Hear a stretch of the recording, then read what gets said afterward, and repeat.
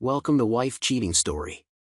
I hope you have an enjoyable and relaxing time listening. Let's get started. We're thankful for your continued viewership.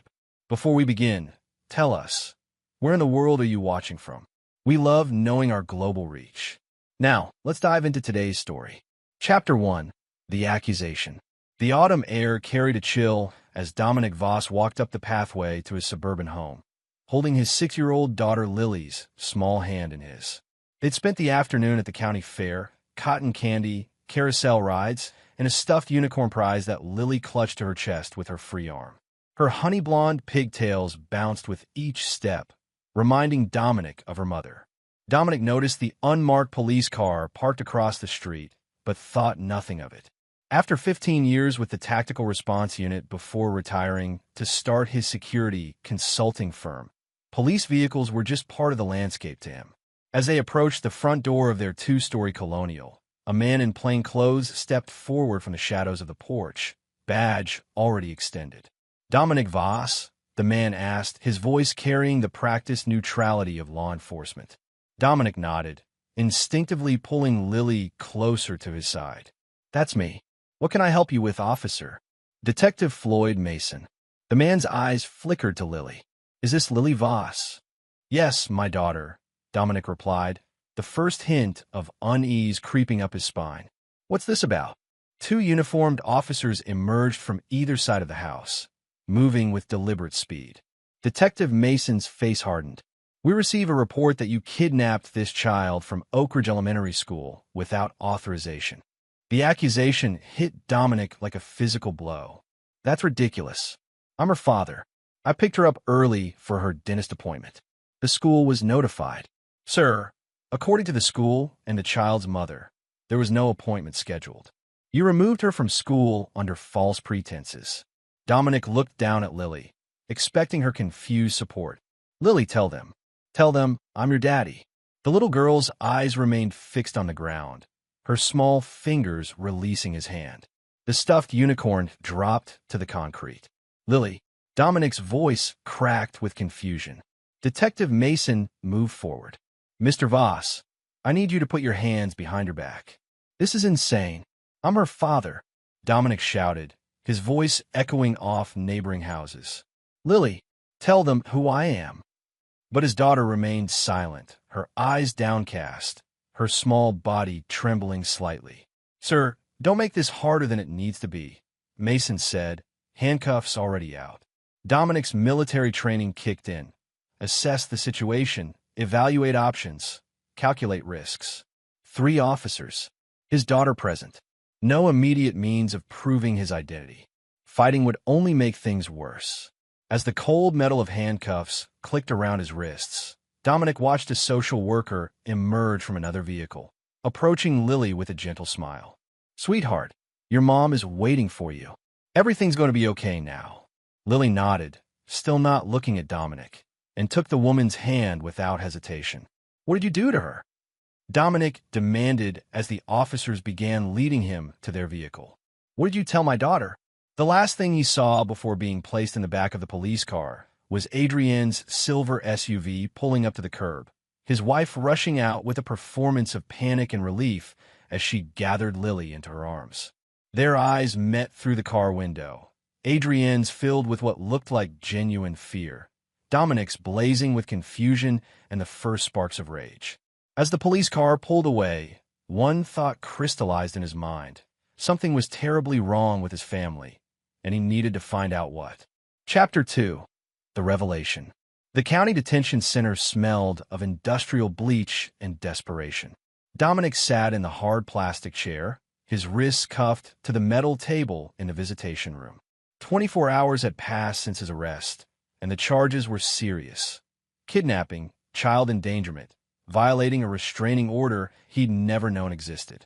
When Adrienne entered, Dominic barely recognized the woman he'd married 12 years ago.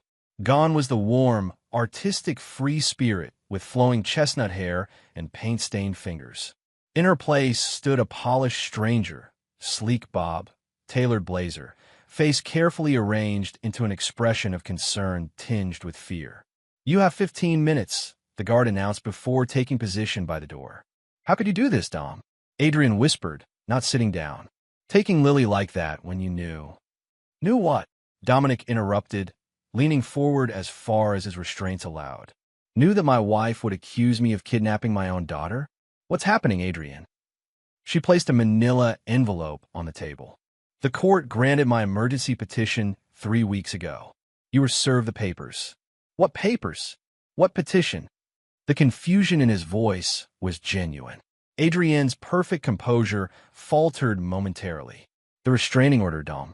After what happened with Bella. After what the doctor said about you." "Bella?" Dominic's mind raced to his 16-year-old daughter from his first marriage. "What about Bella? I haven't seen her in months.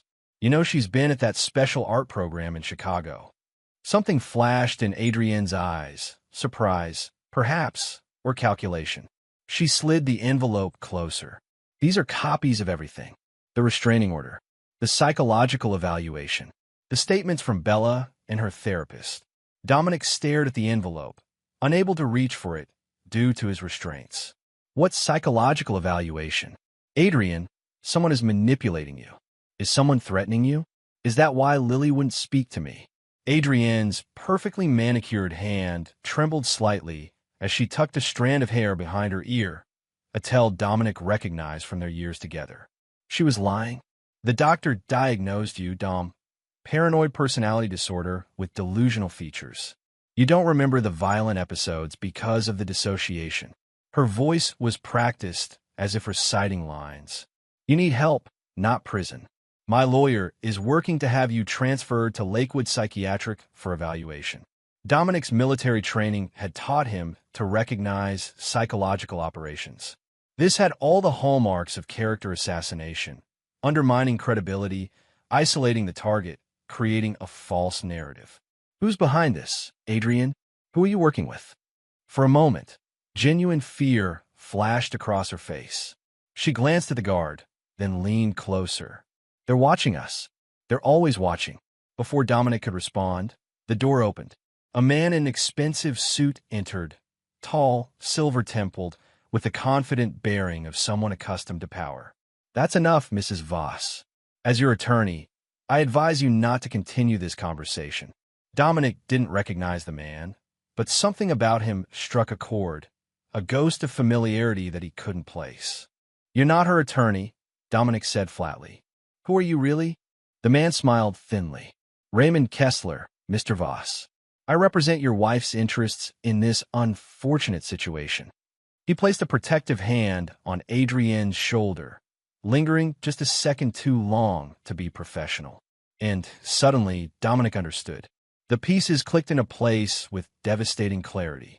The unexplained business trips, the late-night phone calls, the gradual emotional distance. "How long have you been sleeping with my wife, Kessler?" Adrienne's sharp intake of breath was all the confirmation he needed. Kessler's smile never faltered. "I think we're done here, Mrs. Voss. The psychiatrist will evaluate Mr. Voss tomorrow morning." As they turned to leave, Dominic called out, "Adrian, whatever they have on you, whatever they've threatened you with, we can fight it together."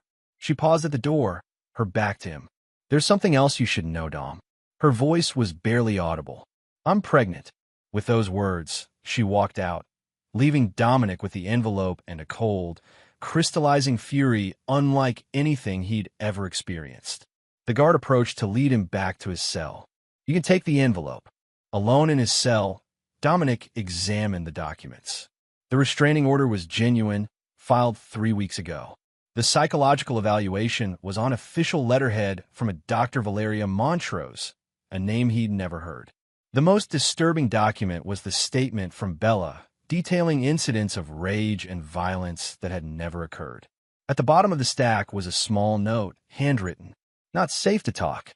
They're after the program. Copper Rain. Remember Budapest?" Ugh. Copper Rain. The code name for a classified intelligence gathering operation he'd been part of a decade ago. An operation that officially never existed. Dominic lay back on the thin mattress, staring at the ceiling. His wife's betrayal, his daughter's silence, the fabricated evidence. It was all connected to his past. Someone had orchestrated this elaborate setup to discredit him, to lock him away where he couldn't interfere with whatever they were planning. They had chosen the wrong man to destroy. Chapter 3. The Past Unveiled. Dominic's arraignment came and went in a blur of legal jargon. His court-appointed attorney, a harried young woman named Meredith Powell, looked overwhelmed by the case, but fought admirably against the prosecution's request to deny bail. The judge, swayed by the psychiatric evaluation and Bella's statement, ordered Dominic held for further evaluation. As deputies led him from the courtroom, Dominic caught sight of a familiar face in the gallery, Wesley Hammond, his former handler at the agency. Their eyes met briefly, Hammond's expression unreadable before he turned away, disappearing into the crowd. Back in his cell, Dominic closed his eyes, letting his mind drift back to the beginning. How had he ended up here? The answer lay buried in the past he'd tried so hard to leave behind. Budapest, 2014. The safe house overlooked the Danube, lights from the chain bridge reflecting off the dark water. Dominic, then operating under the name Daniel Varga, sat at the surveillance console, monitoring chatter from a suspected weapons dealer's compound. "Package is moving," came a woman's voice through his earpiece. Agent Adrian Lenore, his partner for this operation, was embedded as the dealer's translator. "Copy that," Dominic responded, adjusting the audio feeds. "Extraction point alpha in 20 minutes. "Negative," Adrian replied, voice tight. "Something's wrong. Kessler is here." Dominic felt his blood freeze. Raymond Kessler was a CIA operative rumored to be running unauthorized operations, selling intelligence to the highest bidder under the cover of official missions. "Get out now," Dominic ordered. "Abort and go to extraction point Bravo." "Too late. They've seen me. Going dark. If I don't make it out, all the evidence is in the program. Copper rain will expose them all." That was the last communication before the explosion that leveled half the compound. 3 agents died that night. Adrian was listed among the casualties, her body reportedly too damaged for identification. The official report blamed a gas leak, and the operation was classified and buried. 6 months later, Dominic was stationed in Washington when he spotted her across a crowded museum gala. Adrian Lenore, very much alive, with dyed hair and a new name on her museum donor badge, Adrian Linden. When he confronted her privately, her story poured out. She discovered Kessler was selling weapon schematics to foreign operatives, using the arms dealer as an intermediary. When she'd gathered enough evidence, Kessler had tried to eliminate her.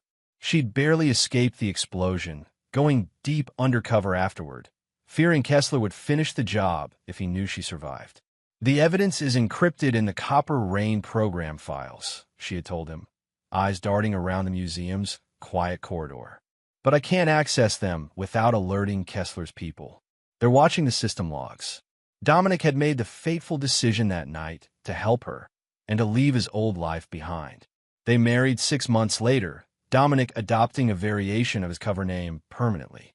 He retired from field work, started a private security consulting business, and believed they were finally safe.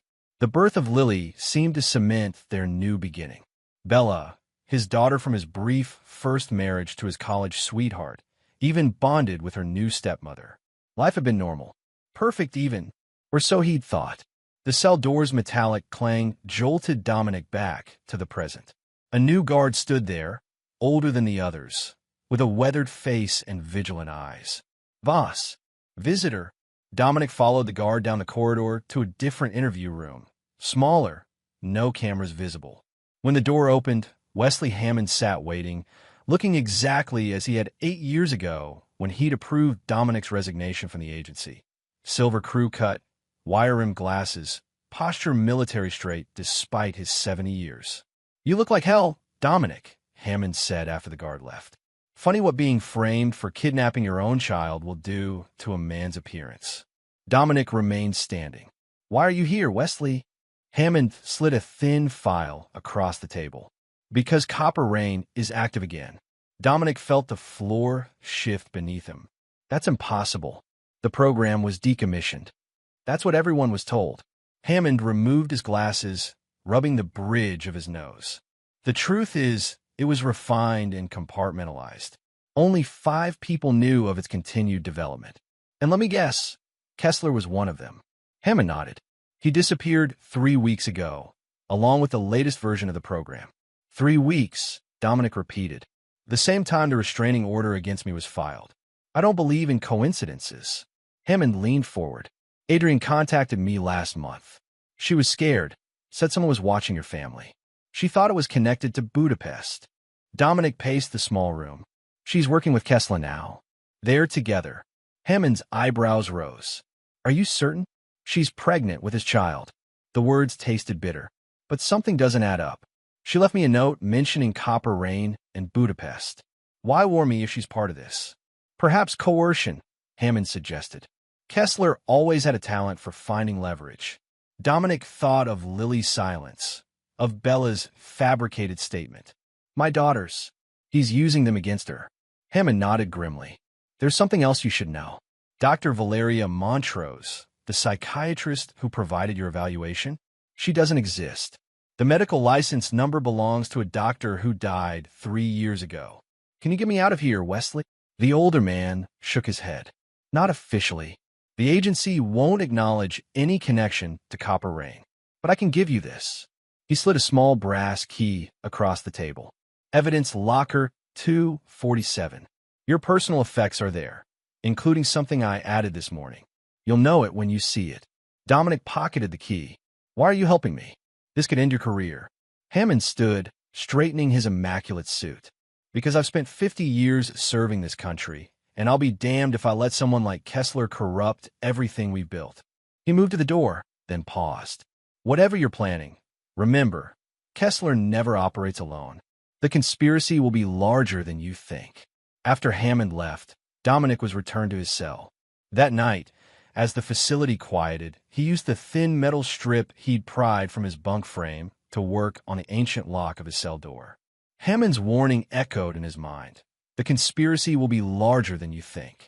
It didn't matter how large it was. They had taken his family, his freedom, his reputation. They had turned his own daughter against him. And for that, there would be no forgiveness. Only vengeance, calculated and complete. Chapter 4. Escape and Echoes. The county detention center's night shift was understaffed, a detail Dominic had noted during his 3 days of incarceration.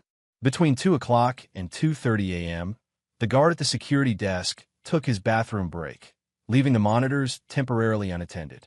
At 2:17 a.m., the makeshift lock pick did its job. Dominic slipped from his cell, moving silently down the corridor. His years of tactical training returned like muscle memory. Stay low, use shadows, time movements between camera sweeps. The evidence locker was in the administrative wing, through 2 security doors. The first yielded to the key card Dominic had lifted from the distracted night guard who delivered his dinner. The second required Wesley Hammond's brass key.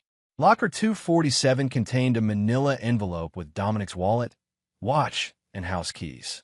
Beneath them lay a small black case he didn't recognize, Hammond's edition. Inside were a prepaid phone, a Glock 19 with suppressor, 2 extra magazines, a set of lockpicks, and $10,000 in cash. A note read simply, "Don't contact me again. Good hunting." Dominic took everything, then accessed the computer terminal in the evidence room. It took him less than 3 minutes to delete the security footage for the past hour and create a false electronic record showing him still in his cell. By 2:43 a.m., he was outside the facility, moving through the darkness toward the staff parking lot. By 2:51 a.m., he was driving away in a nondescript maintenance van, its owner unlikely to discover the theft until morning shift change. As the detention center receded in the rearview mirror, Dominic allowed himself one deep, steadying breath. Phase 1 complete. Now for the harder part, uncovering the full extent of the conspiracy against him and finding his daughters. His first stop was a storage unit rented under an alias from his agency days.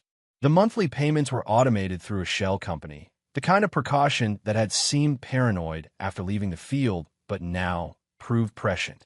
The unit contained everything he needed: weapons, surveillance equipment, documentation for 3 alternate identities, and most importantly, a secure laptop disconnected from any network. If Copper Rain was indeed active again, he couldn't risk using any device that could be remotely monitored. Dawn was breaking as Dominic checked into a motel on the outskirts of town, paying cash under the name Thomas Burke. After securing the room, basic sweep for surveillance devices, exit routes identified, weapons positioned strategically, he finally allowed his mind to focus on the information he had. Fact 1. Raymond Kessler, a former CIA operative with a history of selling intelligence, was involved with his wife Adrienne. Fact 2. Someone had fabricated evidence to have Dominic committed, including a false statement from his daughter Bella. Fact 3. Copper Rain, a classified intelligence program Dominic had worked on years ago, was somehow at the center of it all. Fact 4. His 6-year-old daughter Lily had been turned against him, refusing to acknowledge him as her father. The key to unraveling it all lay with his daughters. He needed to understand why Bella would make false statements and why Lily had remained silent. Their manipulation was the most personal aspect of this betrayal, and potentially the weak link in his enemy's plan. Dominic's thoughts were interrupted by the prepaid phone vibrating. A text message from an unlisted number. Be at Lakewood Psychiatric, not Chicago. L being monitored. A not in control. Dig deeper. C. Cordelia Merritt, his former partner from counterintelligence before she'd transferred to domestic surveillance. Someone he'd trusted with his life on multiple operations. He texted back, verification code? The response came seconds later. Budapest Tango Whiskey, 2014. Authentic. Only Cordelia would know that code from their last mission together. Need details on L's monitoring, he sent. Not secure. Meet. Sunrise Diner. 3 p.m. Come clean. Dominic checked the time. 7:13 a.m. He had hours to wait and preparation to do. First, he needed to confirm Bella's location. If she was indeed at Lakewood Psychiatric rather than the Chicago R program Adrienne had told him about, that was the thread he needed to pull. Using the secure laptop, Dominic accessed databases that weren't strictly available to civilians. His security consulting business provided legitimate access to some. Others required the specialized software Hammond had included on the computer. Within an hour, he had confirmation. Isabella Marie Voss, age 16, had been admitted to Lakewood Psychiatric Facility as a voluntary patient 3 months ago. The admitting physician was listed as Dr. Valeria Montrose, the same non-existent doctor who had provided Dominic's psychological evaluation. Everything connected back to Kessler. But why go to such elaborate lengths? If Kessler wanted Copper Rain, why not simply steal it? Why the complex frame-up involving Dominic's family? The answer had to lie in the program itself. Copper Rain wasn't just a surveillance system. It was designed to identify patterns in seemingly unrelated data points, revealing hidden connections and predicting future movements. In the wrong hands, it could expose deep cover agents, reveal military plans, or predict market movements worth billions. But Dominic had been out of the program for years. Unless a cold realization washed over him. The final encryption key, the one piece needed to fully control Copper Rain, had been biometrically locked to 5 agents, including himself. His fingerprints, retinal scan, and voice print were part of the authentication protocol. They needed him alive and in custody to access those biometrics. Lakewood Psychiatric suddenly made perfect sense.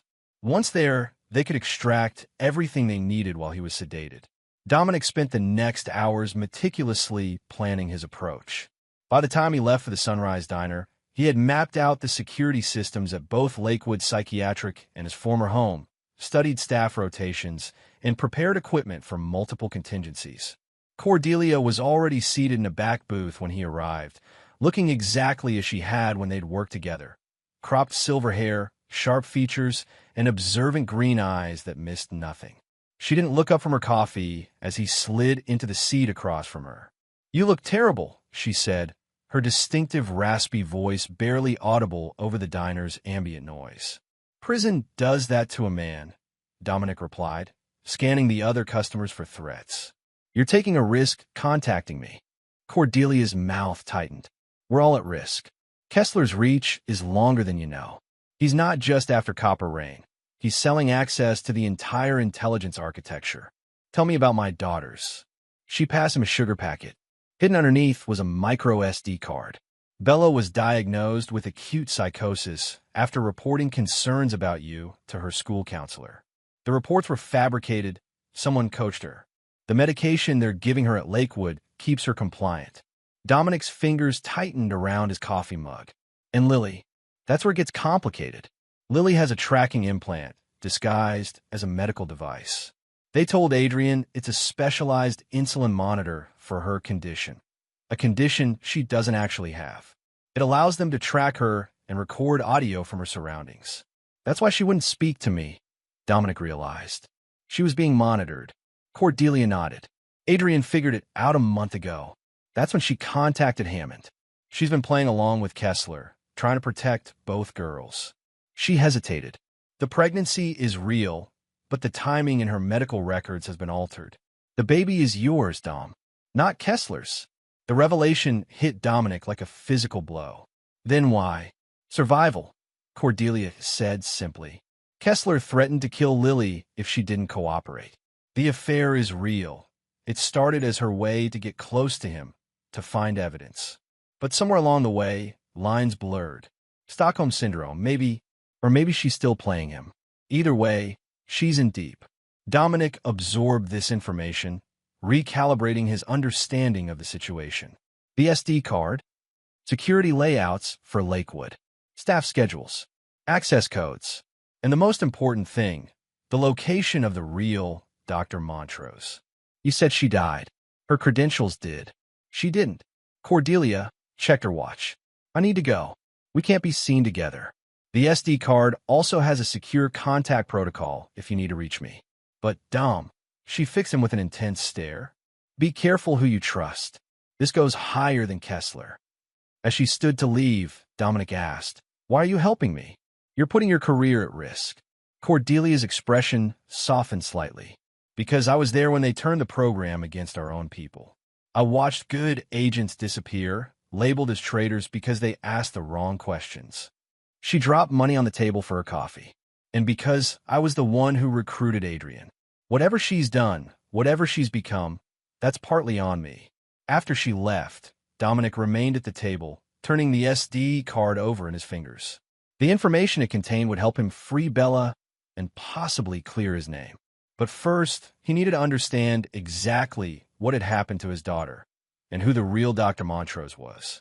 The card contained one other crucial piece of information, an address in the mountains 3 hours' drive away.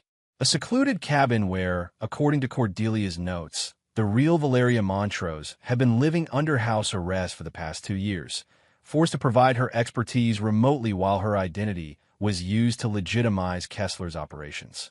As Dominic drove toward the mountains, one thought crystallized with perfect clarity. His enemies had used his children as pawns in their game. For that, there would be no mercy. Chapter 5. Truths and Deceptions. The narrow mountain road wound through dense pine forest, fall colors painting the landscape in vivid oranges and reds. Dominic drove carefully, alert for signs of surveillance. The cabin's location was remote, exactly the kind of isolation that would make it perfect for keeping someone contained. According to Cordelia's intelligence, the property was guarded by 2 men working in 12-hour shifts, with remote surveillance monitored from an unknown location. The guards were ex-military, competent but not elite. Dominic parked his stolen van a mile from the property and continued on foot, using the forest cover. The afternoon sun filtered through the trees as he moved silently toward his target. Years of field training making him nearly invisible in the dappled shadows. The cabin came into view, a modest A-frame with a wraparound deck, solar panels on the roof, and a satellite dish. Through his binoculars, Dominic observed a man in civilian clothes patrolling the perimeter, hand occasionally brushing the sidearm concealed under his jacket. It took Dominic less than 20 minutes to circle the property, identifying cameras, motion sensors, and potential blind spots. The security was good, but designed more to keep someone in than to keep people out. He waited until the guard entered the cabin before making his approach. The first camera went down silently, its wires cut cleanly. The second and third followed in quick succession. By the time the guard would realize the surveillance was compromised, Dominic would already be inside. The lock on the back door yielded to his picks in seconds. Dominic entered silently, Glock in hand, moving through the kitchen toward voices in what must be the living room. "Don't care what you have to do, just get it fixed," a man's voice was saying, presumably on a phone. "We've got 12 hours before the next supply drop, and if those cameras aren't working by then..." Dominic stepped into the doorway, weapon raised. "Put the phone down and turn around slowly." The guard, a muscular man in his 30s with a military buzz cut, froze. "I need a call back," he said carefully into the phone before placing on a coffee table. "Hands where I can see them," Dominic ordered. "Who's in the house?"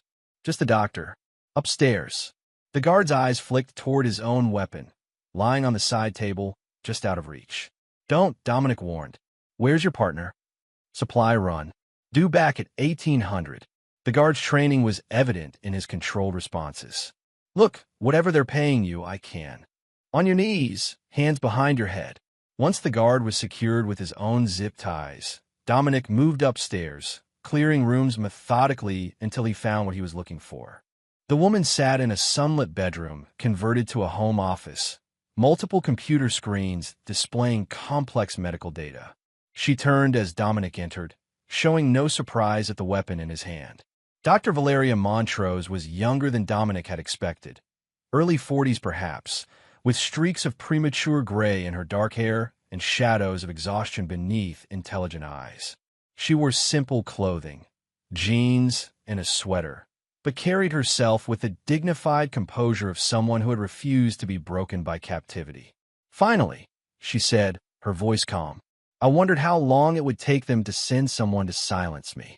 "I'm not here to hurt you," Dominic replied, lowering his weapon slightly. "My name is Dominic Voss. I believe you know something about my daughter, Bella." Recognition flashed in her eyes. The fabricated psychological evaluation. She gestured to a chair. "You should sit, Mr. Voss. What I have to tell you will be difficult to hear." Over the next hour, Dr. Montrose revealed the true scope of Kessler's operation. She had been a leading researcher in neuropsychology at DARPA, developing techniques to enhance cognitive resilience in field operatives. When ethical concerns led her to threaten whistleblowing, Kessler had orchestrated her disgrace and apparent death, keeping her alive only because her expertise was still valuable. "Your daughter Bella was brought to me 3 months ago," she explained, her clinical detachment clearly a defense mechanism against her own guilt. "They told me she was a volunteer for a classified research program. I was to administer a specialized cognitive therapy to enhance her natural talents." "What talents?" Dominic asked, dread building. "Pattern recognition, predictive analysis, the same abilities utilized in the Copper Rain program, but organic rather than algorithmic." Dr. Montrose's hands trembled slightly. "It wasn't until later that I realized what they were really doing, using experimental drugs and targeted neural stimulation to access unconscious processing capabilities. They were turning my daughter into a human version of Copper Rain," Dominic said flatly. Dr. Montrose nodded. "The program has limitations. It can only predict based on existing data patterns. But the human mind can make intuitive leaps, see connections where computers cannot. Your daughter demonstrated exceptional aptitude." Her voice softened. "I'm sorry, Mr. Voss. By the time I understood what was happening, the process was already underway. The false statements about me planted memories. Under certain drugs, the mind becomes extraordinarily susceptible to suggestion. They created scenarios of abuse and instability, then convinced her they were real memories." She hesitated, but something unexpected happened. Bella began having visions, accurate predictions that went beyond the parameters of their experiments. "She foresaw your escape. She warned them you would come for her." Dominic leaned forward. "Is she still at Lakewood?" "No. They moved her yesterday to a facility called the Pinnacle. It's a private research installation disguised as a specialized treatment center for gifted youth with psychological issues." "And Lily? My younger daughter?" Dr. Montrose's expression darkened. "The tracking implant is more than surveillance. It's a prototype neuromodulator capable of inducing compliance through mild electrical stimulation of specific brain regions. That's why she wouldn't acknowledge you. They activated it remotely. Cold fury washed through Dominic. Where is this device controlled from? The same place, the Pinnacle. Kessler consolidated operations after your arrest. Your wife is there too, under the pretense of being close to Bella during her treatment. Dominic processed this information, recalibrating his plan. I need everything you have on this facility: location, security, personnel. I can give you that and more, Dr. Montrose said, standing to retrieve a hidden flash drive from inside a hollowed-out book. I've been gathering evidence for months, waiting for an opportunity. There are financial records linking Kessler to foreign intelligence services, medical data on all experimental subjects, security protocols for the Pinnacle. She handed him the drive. But you should know, Kessler isn't the top of this hierarchy. The operation has government sanction, authorization from someone with enough clearance to divert black budget funds and suppress investigations. Who? Dominic asked. I don't have a name, only a code designation in communications. Shepard. She met his eyes directly. Whatever you're planning, you need to understand the resources aligned against you. These people have institutional power, not just operational capability. Dominic pocketed the flash drive. What about you? I can get you out of here, somewhere safe until this is over. Dr. Montrose smiled sadly. Where would I go, Mr. Voss? I've been legally dead for 2 years. My reputation was destroyed. My research perverted. She gestured to her computers. Besides, I could be more useful to you here. They still think I'm cooperating. I can feed them misinformation, buy you time. They'll kill you when they discover your betrayal. Perhaps. Her resolve was evident in her straight posture and steady gaze. But I've been complicit in unspeakable violations of human dignity. Whatever happens to me now is justice in its way. Before leaving, Dominic gave her one of the burner phones from his supplies. If something changes, if you're in immediate danger, call this number. I'll come back for you. Dr. Montrose took the phone, something like hope flickering across her features. Your daughter Bella said something else in her visions. She said you would bring everything down around them. She wasn't afraid of you. She was waiting for you.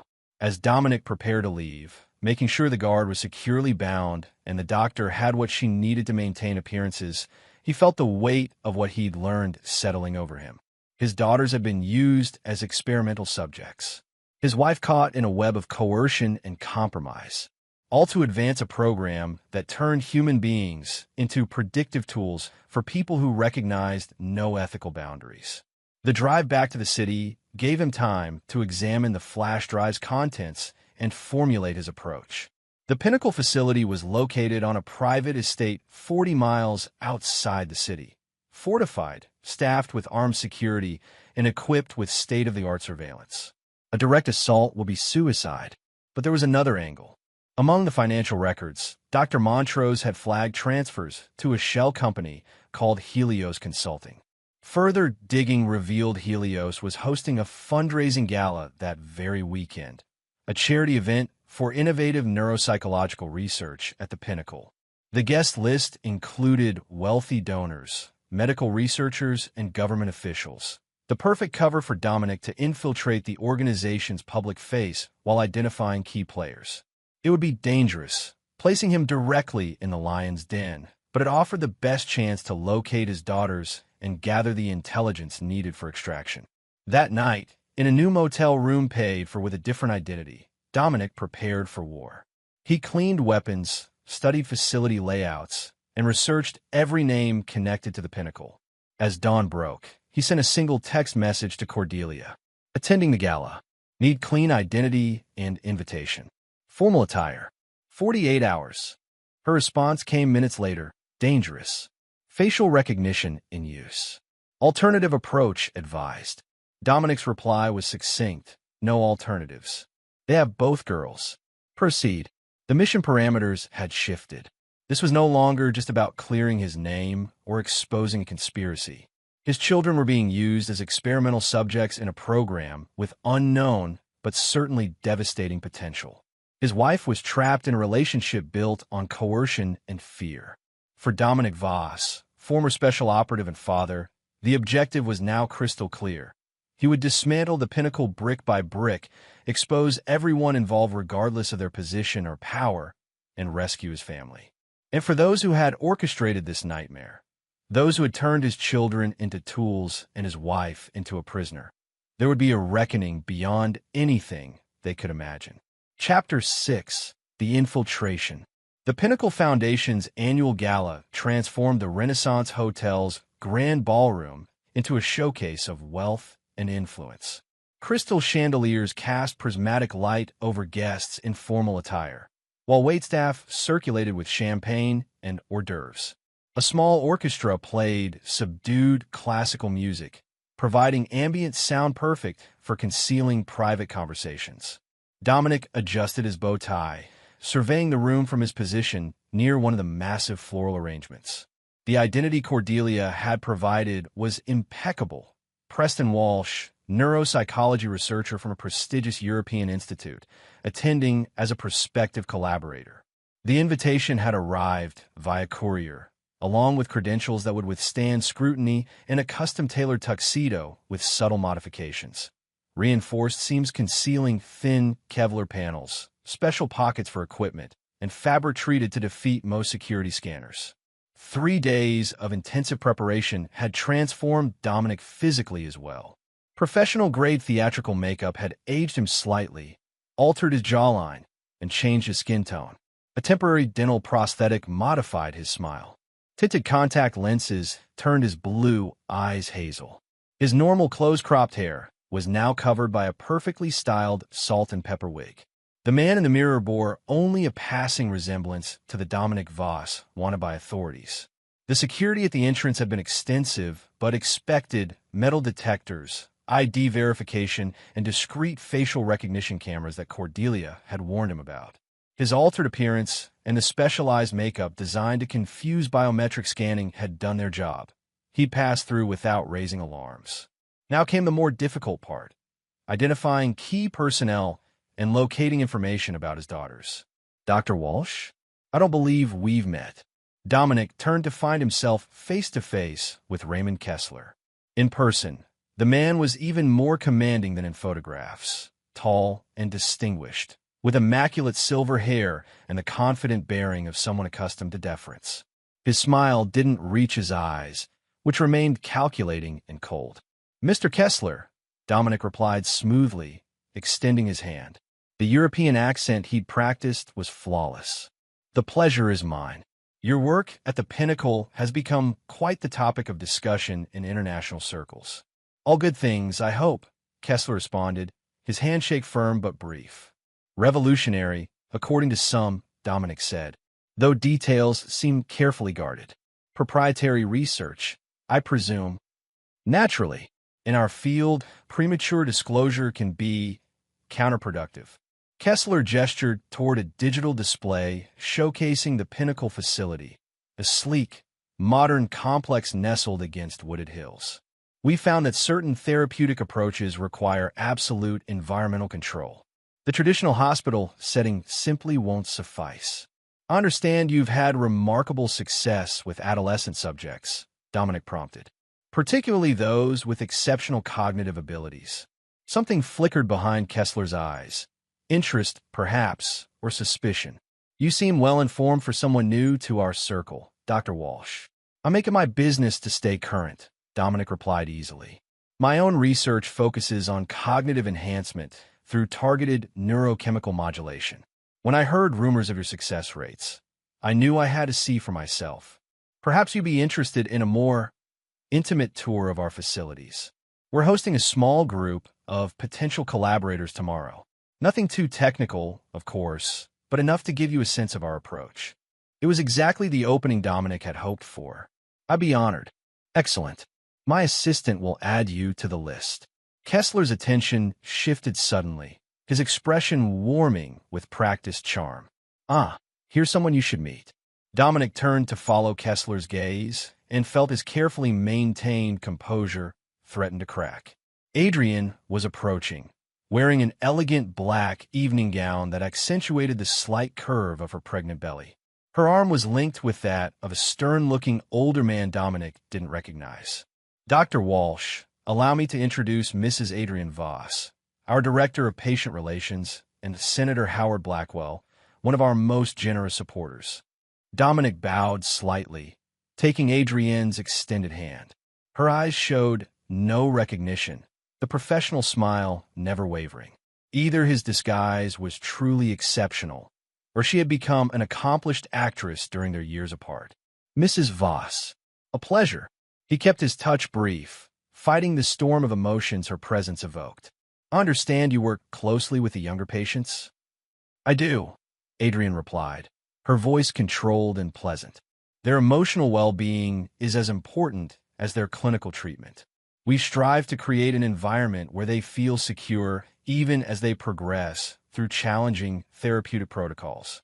Senator Blackwell, a powerfully built man in his 60s with steely gray hair and the weathered face of someone who spent time outdoors despite his political career, regarded Dominic with mild interest.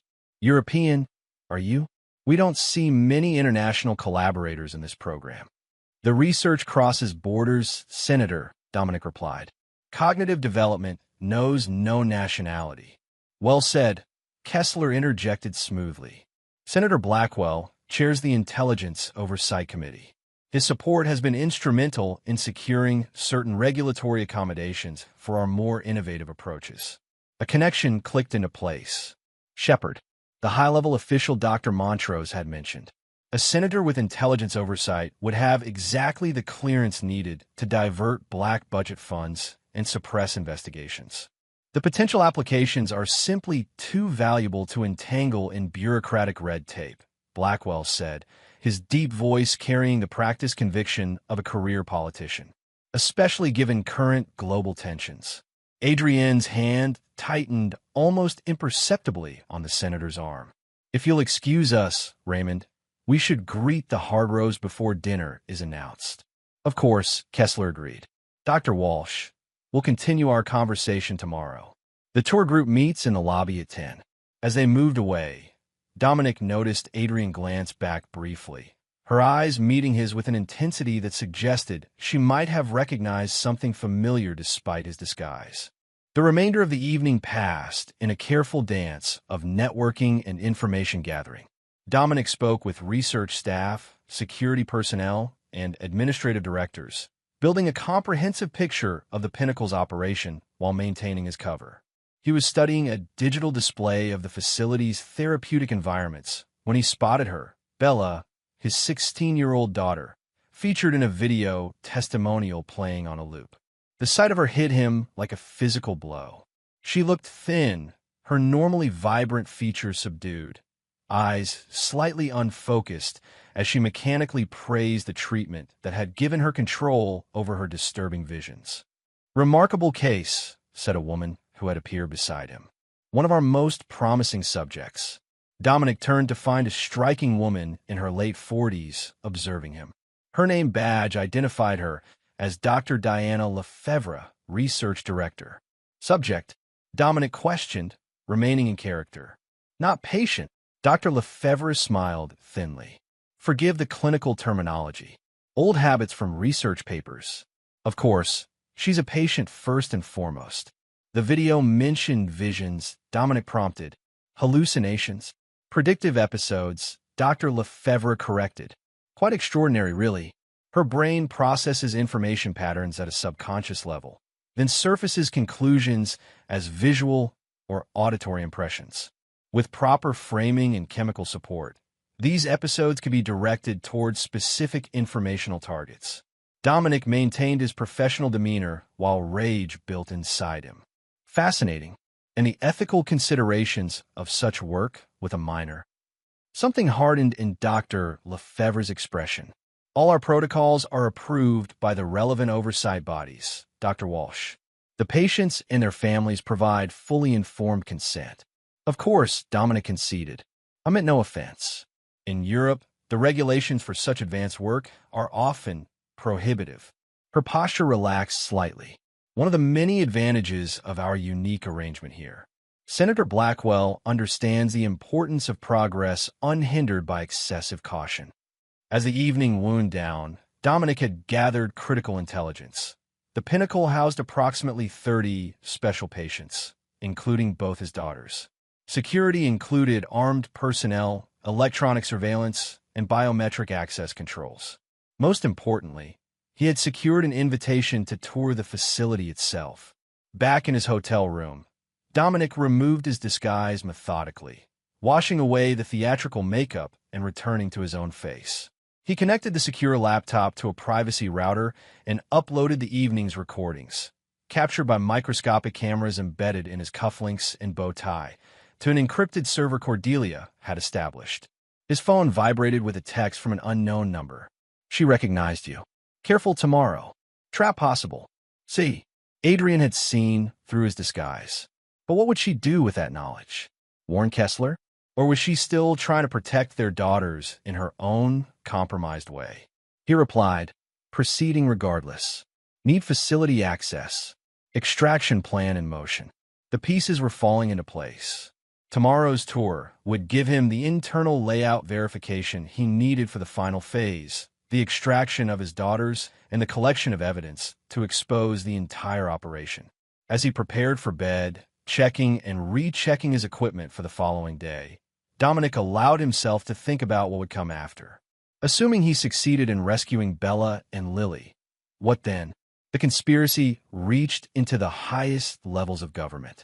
Simply escaping with his children might not be enough to ensure their long-term safety. No, the only path forward was complete exposure and the systematic destruction of everyone involved. Kessler, Blackwell, Dr. Lefebvre, all of them would face justice for what they had done. As for Adrian, that question would have to wait. Her role in this nightmare remained ambiguous. Victim, accomplice, or something in between. Sleep came in brief, tactical intervals. Each time he closed his eyes, Dominic saw Bella's vacant expression in that video, heard Dr. Lefebvre's clinical description of directing his daughter's predictive episodes toward informational targets. Their casual violation of his child's mind only strengthened his resolve. Tomorrow, he would walk into the Pinnacle under the guise of academic interest. He would memorize every corridor, every security measure, every potential extraction route. And then, he would tear the entire operation apart. Chapter 7. Unveiling the Truth. The Pinnacle facility rose from the surrounding forest like an architectural statement of power. Glass and steel arranged in precise geometric patterns, security features disguised as design elements. The central building resembled a modern art museum more than a medical facility, with sweeping curves and dramatic angles, creating an impression of innovation and prestige. Dominic, still in his Preston Walsh disguise, stood with 7 other potential collaborators in the main atrium as Raymond Kessler delivered a rehearsed welcome speech. Floor-to-ceiling windows showcased manicured grounds patrolled by security personnel carrying what appeared to be standard sidearms, but which Dominic recognized as military-grade stun weapons, designed to incapacitate without leaving evidence of force. "Your phones have been secured in our reception area for confidentiality purposes," Kessler was saying, his voice echoing slightly in the vast space. "We'll return them at the conclusion of our tour. Now, if you'll follow me, we'll begin with our cognitive development wing." The group moved through sliding glass doors into a corridor lined with what Kessler described as observation rooms, clinical spaces where staff could monitor patients through one-way glass. Dominic noted camera positions, door security mechanisms, and staff patrol patterns with practiced efficiency, storing each detail for later use. "Our younger patients respond particularly well to our pioneering neuromodulation techniques," Kessler explained as they passed a room where children were engaged in what appeared to be simple cognitive exercises. "We've seen remarkable improvements in focus, pattern recognition, and information retention." Dominic scanned the children's faces, looking for Lily, but his youngest daughter wasn't among them. The knot of tension in his chest tightened. "Do the children live on-site?" asked a woman in the tour group, a neuroscience researcher from Johns Hopkins, according to her introduction. "Those in our intensive programs do," Kessler confirmed. "We find environmental consistency crucial to maintaining therapeutic benefits." Family visits are scheduled regularly, of course. The tour continued through increasingly restricted areas, each requiring Kessler's biometric authentication. The research laboratories featured cutting-edge equipment, much of it clearly military-grade, despite its medical application. Technicians in white coats moved efficiently between workstations, analyzing data and preparing what Kessler euphemistically called neurochemical supports. These are targeted compounds designed to enhance specific cognitive functions, he explained, gesturing to a glass-enclosed clean room where scientists were preparing injections. Each formulation is personalized to the patient's unique neurochemistry. Are these FDA approved? Dominic asked, his accent perfect despite the anger simmering beneath his controlled exterior. Kessler's smile never wavered. We operate under specialized research protocols, Dr. Walsh. The regulatory framework for pioneering therapies allows certain accommodations for promising treatments. Translation: no oversight, no accountability, Dominic thought. As they approached a heavily secured area marked Advanced Predictive Therapy, Dominic's attention sharpened.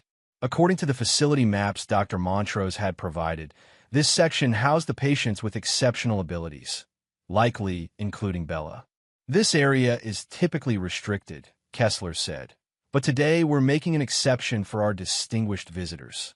The doors whispered open to reveal a circular room with 6 glass-walled chambers arranged like spokes around a central monitoring station. In each chamber sat a teenager or young adult, connected to sophisticated equipment measuring neural activity.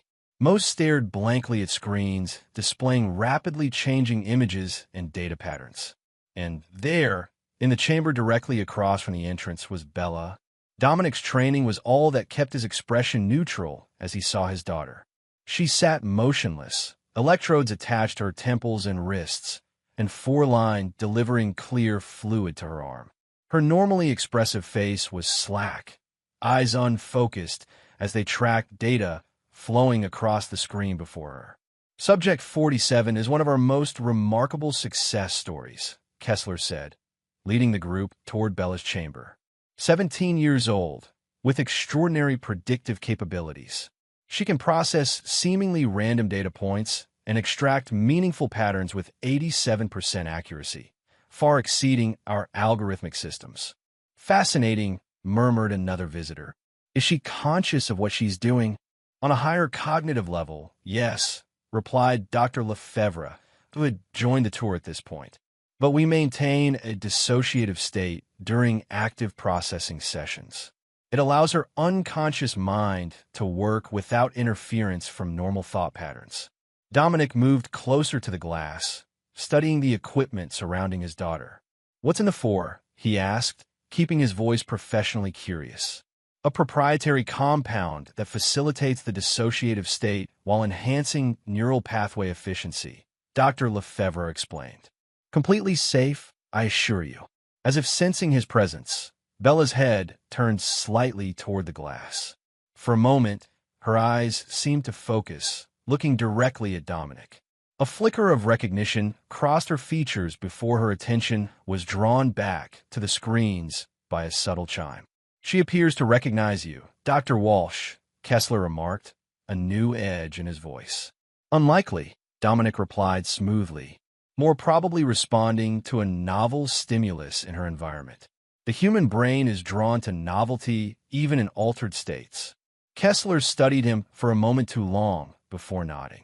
Indeed. Let's continue to our next area.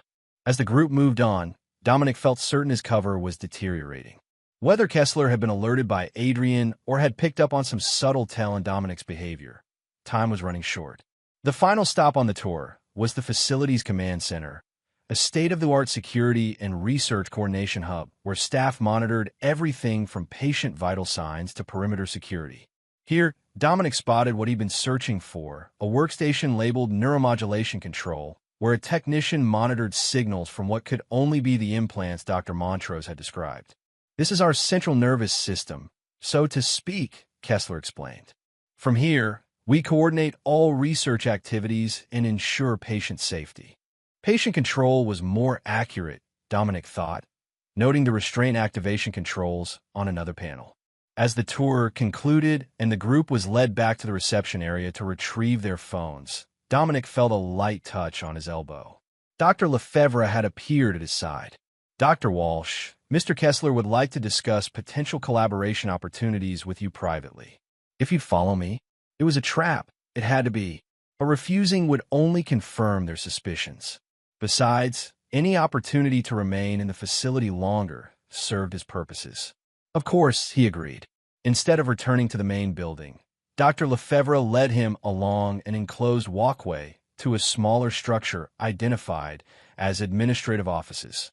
The security here was even more intensive, with armed guard positioned at key junctions and multiple biometric checkpoints.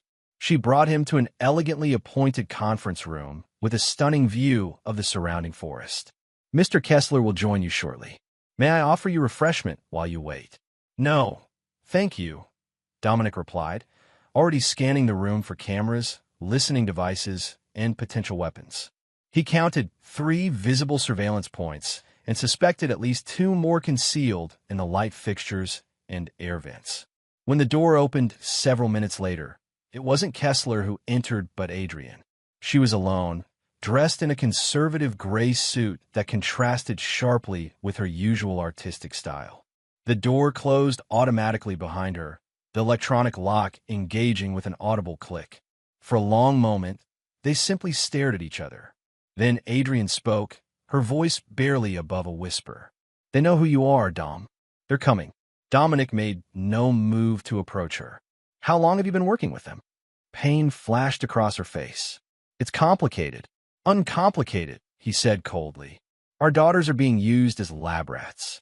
Bella is drugged into compliance. Lily has an implant controlling her behavior. And you're what? The director of patient relations. I'm trying to protect them the only way I can," Adrienne hissed, glancing at the cameras. "I've been feeding information to Cordelia for months, trying to build a case. But they're always watching. Is the baby mine?" Dominic asked, the question that had haunted him since learning of her pregnancy. "Yes." Tears welled in her eyes. "Kessler thinks it's his. That's the only reason Lily and I aren't in those chambers with Bella." Dominic processed this, recalibrating his understanding of her role. "Where is Lily now?" "In the children's residential wing. She's scheduled for treatment this afternoon." Adrienne moved closer, speaking urgently. "Listen to me. Kessler isn't just experimenting on the children. He's weaponizing their abilities. Bella can predict security vulnerabilities, strategic weak points. The other subjects have different capabilities: remote viewing, enhanced interrogation resistance, intuitive code breaking. They're creating human intelligence tools, Dom." "For whom?" Dominic demanded. "Who's Shepard?" Surprise registered on Adrienne's face at his knowledge of the code name. "Blackwell is the public face, but he takes orders from someone higher. I don't know who." She reached into her pocket and withdrew a small metal object that looked like a decorative pin. "This will deactivate Lily's implant temporarily. Just press it against the base of her skull where the device is located." As Dominic took the device, the door lock disengaged. Adrienne stepped back quickly, composing her features into a professional mask as Raymond Kessler entered, followed by 2 security guards with hands on their weapons.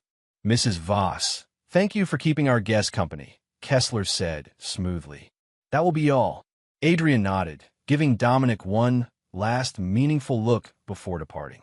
Kessler took a seat across from Dominic, studying him with cold calculation. "I must admit, the disguise is impressive.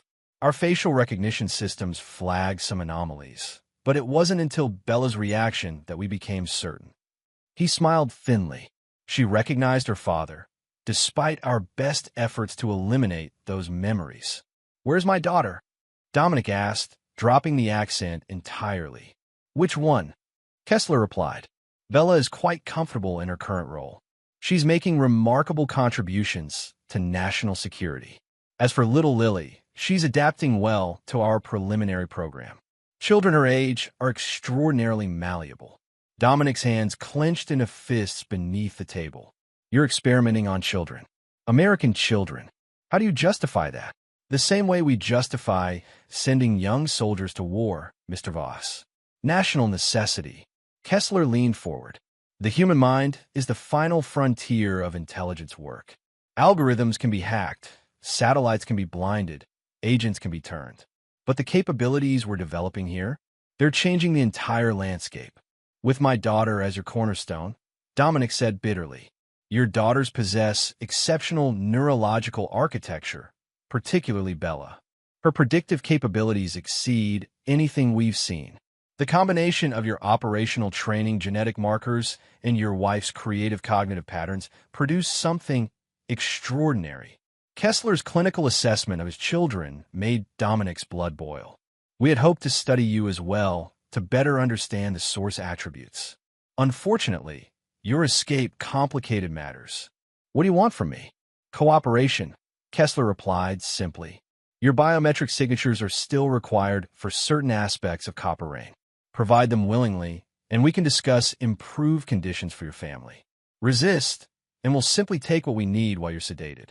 The threat was delivered with business-like detachment, all pretense of the charming administrator gone. And if I expose you, all of this, Dominic gestured to the facility beyond the windows. Human experimentation, illegal detention, abuse of children. Kessler actually laughed. To whom, Mr. Voss? The program has congressional oversight. The intelligence community knows exactly what we're doing here. The public would never learn the truth. And even if they did, national security justifies measures that might seem extreme to those who don't understand the threats we face. He stood, straightening his impeccable suit. You have until tomorrow morning to decide. Cooperate, and you can even see your daughters, supervised, of course. He moved toward the door, then paused. Oh, and don't bother looking for escape routes. This room is completely secure, and the exterior doors all require biometric authorization. After Kessler left, Dominic immediately began examining the room more thoroughly. The windows were bulletproof glass. The door lock was state-of-the-art. The ventilation system was too small for even a child to navigate. But Kessler had made a critical error in his arrogance. He'd left Dominic unrestrained, assuming the security systems alone would contain him. For a man with Dominic's training, that was a fatal miscalculation. Working quickly but methodically, Dominic dismantled the conference room's phone, extracting components he could use. From his specially designed cufflinks, he removed micro-tools concealed as decorative elements. The room's smoke detector yielded additional useful materials. Within 20 minutes, he had fashioned a crude but effective device that would create an electromagnetic pulse strong enough to temporarily disable the electronic door lock. The surveillance cameras were a separate problem. They would record his escape attempt, alerting security immediately. Dominic checked his watch. If the facility followed standard security protocols, shift change would occur at 6 p.m., creating a brief window of distraction. It was currently 5:47 p.m. He positioned himself by the door, EMP device ready. At precisely 6 p.m., he activated it. The electronic lock emitted a soft click as its circuits failed. Dominic pushed the door open, immediately turning toward the nearest security camera and destroying it with a precisely aimed throw of his impromptu weapon, a sharpened component from the dismantled phone. The corridor was momentarily empty. Dominic moved swiftly, relying on his memorized map of the facility. The children's residential wing was 2 floors down and in the adjacent building. To reach it, he would need to pass through multiple security checkpoints. An alarm began to sound, soft at first, then growing in intensity. They had discovered his escape sooner than anticipated. Dominic increased his pace, ducking into a utility room as 2 guards ran past. Inside, he found what he needed, a maintenance worker's uniform and ID badge. Quickly changing, Dominic adapted his approach. Direct confrontation would only alert the entire facility. Instead, he would use the confusion of a security breach to move freely as maintenance personnel responding to the alarm. The disguise worked through the first checkpoint, the guards more concerned with finding the escaped visitor than questioning maintenance staff. At the second checkpoint, connecting the administrative building to the main facility, Dominic encountered heavier security. ID and authorization demanded a guard, weapon already drawn. Dominic presented the stolen badge, keeping his head down. Responding to the alarm in Section C. Possible electrical malfunction. The guard studied the badge, frowning. This doesn't show clearance for main facility access. Just following orders, sir, Dominic replied, injecting annoyed weariness into his voice. They said check the junction box in residential. You want to call the supervisor and tell him his maintenance guy can't get to the junction box during an active alarm? The guard hesitated, then gestured to his scanner. Thumbprint. This was the moment of truth. The real maintenance worker's biometrics wouldn't match the badge photo that somewhat resembled Dominic. He had seconds to decide. Dominic moved as if to comply, then stumbled slightly, dropping his tool bag. Tools scattered across the floor. Sorry, he muttered, bending to gather them. As the guard instinctively glanced down, Dominic surged upward, driving the heel of his palm into the man's chin with precise force. The guard collapsed instantly, unconscious but alive. Working quickly, Dominic dragged the guard into a nearby supply closet, securing him with zip ties from his tool bag and gagging him with a cleaning cloth. He took the guard's weapon, access card, and radio before continuing toward the residential wing. The facility had moved to full lockdown, security personnel everywhere. Dominic used the guard's access card to enter the service tunnels that ran beneath the buildings, providing maintenance access to utilities. According to the facility maps, these tunnels connected all the major structures. The tunnels were dimly lit and largely deserted during the emergency. Dominic moved swiftly, counting junctions and referring to his mental map. Above him, he could hear the muffled sounds of the alarm and personnel movements. He emerged from the tunnels into a utility room in the residential wing's basement. From there, he made his way upward, encountering minimal resistance as most security forces had been directed toward the administrative building where his escape had begun. The children's residential area resembled an upscale boarding school. Individual rooms with shared common spaces, all tastefully decorated in soothing colors. But Dominic noted the subtle security features: door locks that control from the outside only, surveillance cameras in every corner, and staff stations positioned to monitor all movement. Most of the children were gathered in a central common area, supervised by worried-looking staff. Through a window in the door, Dominic scanned the young faces, searching for Lily. She wasn't there. A voice over the PA system announced, "All therapeutic sessions are suspended. All patients return to assigned quarters immediately. This is not a drill." Dominic ducked into a staff office as children began filing out of the common room, escorted by adults in medical scrubs. He accessed the computer terminal, using techniques from his intelligence days to bypass the password protection. The patient directory appeared on screen. Lily Voss, room 214. Status: in session, treatment room 3, cognitive development wing. They had already begun whatever treatment Adrian had warned about. Changing tactics, Dominic made his way toward the treatment areas, no longer bothering with stealth. Time was running out. The guard's uniform and authoritative bearing got him through 2 more checkpoints before he reached the cognitive development wing. Treatment room 3 was at the end of a long corridor. Through the observation window, Dominic could see Lily seated in what resembled a dentist's chair, surrounded by equipment. A technician was preparing an injection while Dr. Lefebvre made notes on a tablet. Rage threatened to overwhelm Dominic's tactical thinking. His 6-year-old daughter, restrained in a medical chair, about to be injected with unknown substances, her mind already manipulated by an implanted device. Drawing the guard's weapon, Dominic entered the room. "Step away from my daughter. Now." Dr. Lefebvre spun around, her professional composure shattering at the sight of him. "How did you—" "Shut up," Dominic ordered, moving toward Lily. "Put the syringe down and back away from the equipment." The technician complied immediately, hands raised. Lily's eyes were wide with fear and confusion. The device Adrian had given him felt heavy in Dominic's pocket. "Lily," he said softly, keeping the weapon trained on the adults. "It's Daddy. I know you're scared, but I'm going to help you." No recognition flickered in her eyes, only fear of a strange man with a gun. "Mr. Voss, please," Dr. Lefebvre said, finding her voice. The implant is active. She can't recognize you while it's functioning. You're terrifying her. Then deactivate it, Dominic demanded. I can't. The controls are in the command center. She gestured toward the hallway. Even if I wanted to help you, we're locked out during security protocols. Remembering Adrienne's device, Dominic approached Lily carefully. Sweetheart, I need to touch the back of your neck for just a second. It won't hurt, I promise.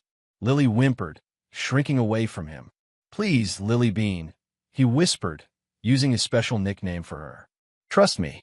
Something in his voice seemed to reach her. She stopped struggling, though tears streamed down her face. Gently, Dominic pressed the device against the base of her skull, feeling it vibrate slightly as it activated. For a moment, nothing happened. Then Lily blinked rapidly, her expression changing from fear to confusion to sudden, joyful recognition. Daddy, she whispered. Yes, baby, it's me. He quickly unfastened the restraints holding her in the chair. They said you were a bad man. They said you wanted to hurt me. Her voice trembled. That was a lie, Dominic assured her, gathering her into his arms. I would never hurt you. Never. Dr. Lefebvre edged toward an emergency button on the wall. Dominic swung the weapon toward her. Don't. You'll never get out of here, she said. The facility is locked down. Every exit is secured. Even if you reach the perimeter, the response team will intercept you. We're leaving, Dominic stated flatly, and you're coming with us. Insurance. He gestured with the weapon. Move. Slowly, with Lily clutching his hand and Dr. Lefebvre walking ahead of them. Dominic began the dangerous journey toward the facility's exit and toward Bella, still trapped in the advanced predictive therapy wing. The first phase of his plan had succeeded. Now came the truly dangerous part, extracting both his daughters from a fortress designed specifically to prevent such escapes. Chapter 8. The Escape. Dr. Lefebvre walked stiffly ahead of Dominic, her posture radiating tension. Lily clung to his hand, silent but wide-eyed as they moved through the facility's corridors. The alarm continued to pulse overhead, its rhythmic sound accompanied by flashing lights that bathed everything in momentary red glows. Where are we going? Dr. Lefebvre asked, her voice barely audible over the alarm. Advanced Predictive Therapy Wing, Dominic replied. And if you attempt to alert anyone along the way, I'll ensure you never practice medicine again. The threat was deliberately vague, allowing her to interpret it as either professional destruction or something more permanent. From her flinching reaction, she chose the latter interpretation. The wing will be locked down tighter than anywhere else, she warned. Those subjects are considered critical assets. Those children, Dominic corrected harshly, are victims of criminal experimentation. And one of them is my daughter. They encountered surprisingly few personnel in the corridors. Most security forces have been deployed to secure the perimeter and search the administrative building where Dominic had originally escaped.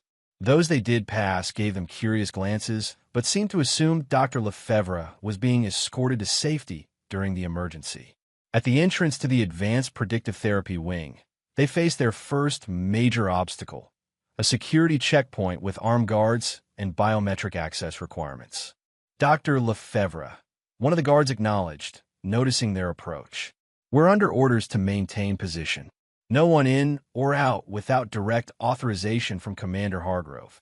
Dominic kept the weapon concealed against Dr. Lefebvre's back, out of the guard's sight, but pressed firmly enough that she could feel it.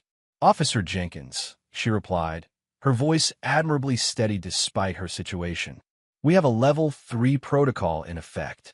Subject 47 is experiencing precognitive distress related to the current situation.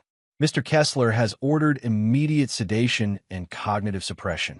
Dominic felt Lily's hand tighten around his at the clinical discussion of her sister. The guard frowned. I don't have that in my orders, Doctor. Because it was issued during the lockdown, Dr. Lefebvre said impatiently. Communications are prioritizing perimeter security.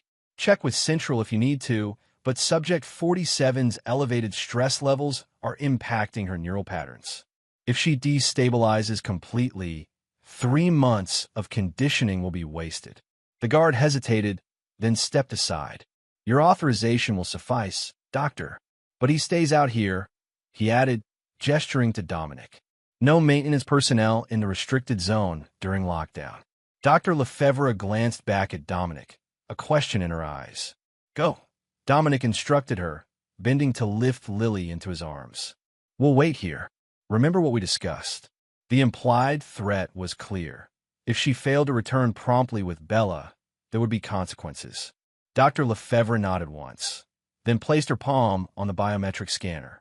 The doors whispered open, admitting her to the restricted area. Daddy, Lily whispered in his ear, is Bella sick? They keep saying she needs medicine. No, sweetheart, Dominic replied softly. Bella isn't sick, but some bad people have been hurting her. We're going to take her home where she can get better. The minutes stretched painfully as they waited. Dominic maintained casual conversation with the guards, playing his role as a maintenance worker responding to the emergency while internally calculating escape routes and contingency plans. Finally, the doors opened again. Dr. Lefebvre emerged, supporting a disheveled and disoriented Bella. The teenager's movements were uncoordinated, her eyes struggling to focus.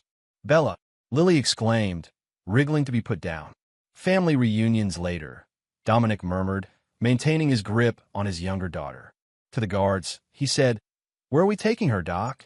Medical isolation, Dr. Lefebvre replied. She's experiencing neural hyperactivity. We need to stabilize her before transport.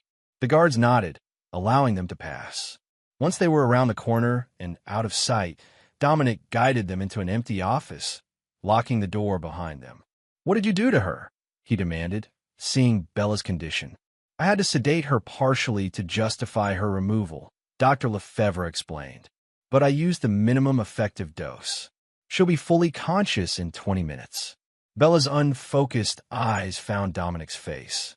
Dad? She whispered uncertainly. Is it really you this time? It's me, Bells, he confirmed, heartbreaking at her question. How many false hopes had they given her? They said you were dead, she mumbled. They show me your grave.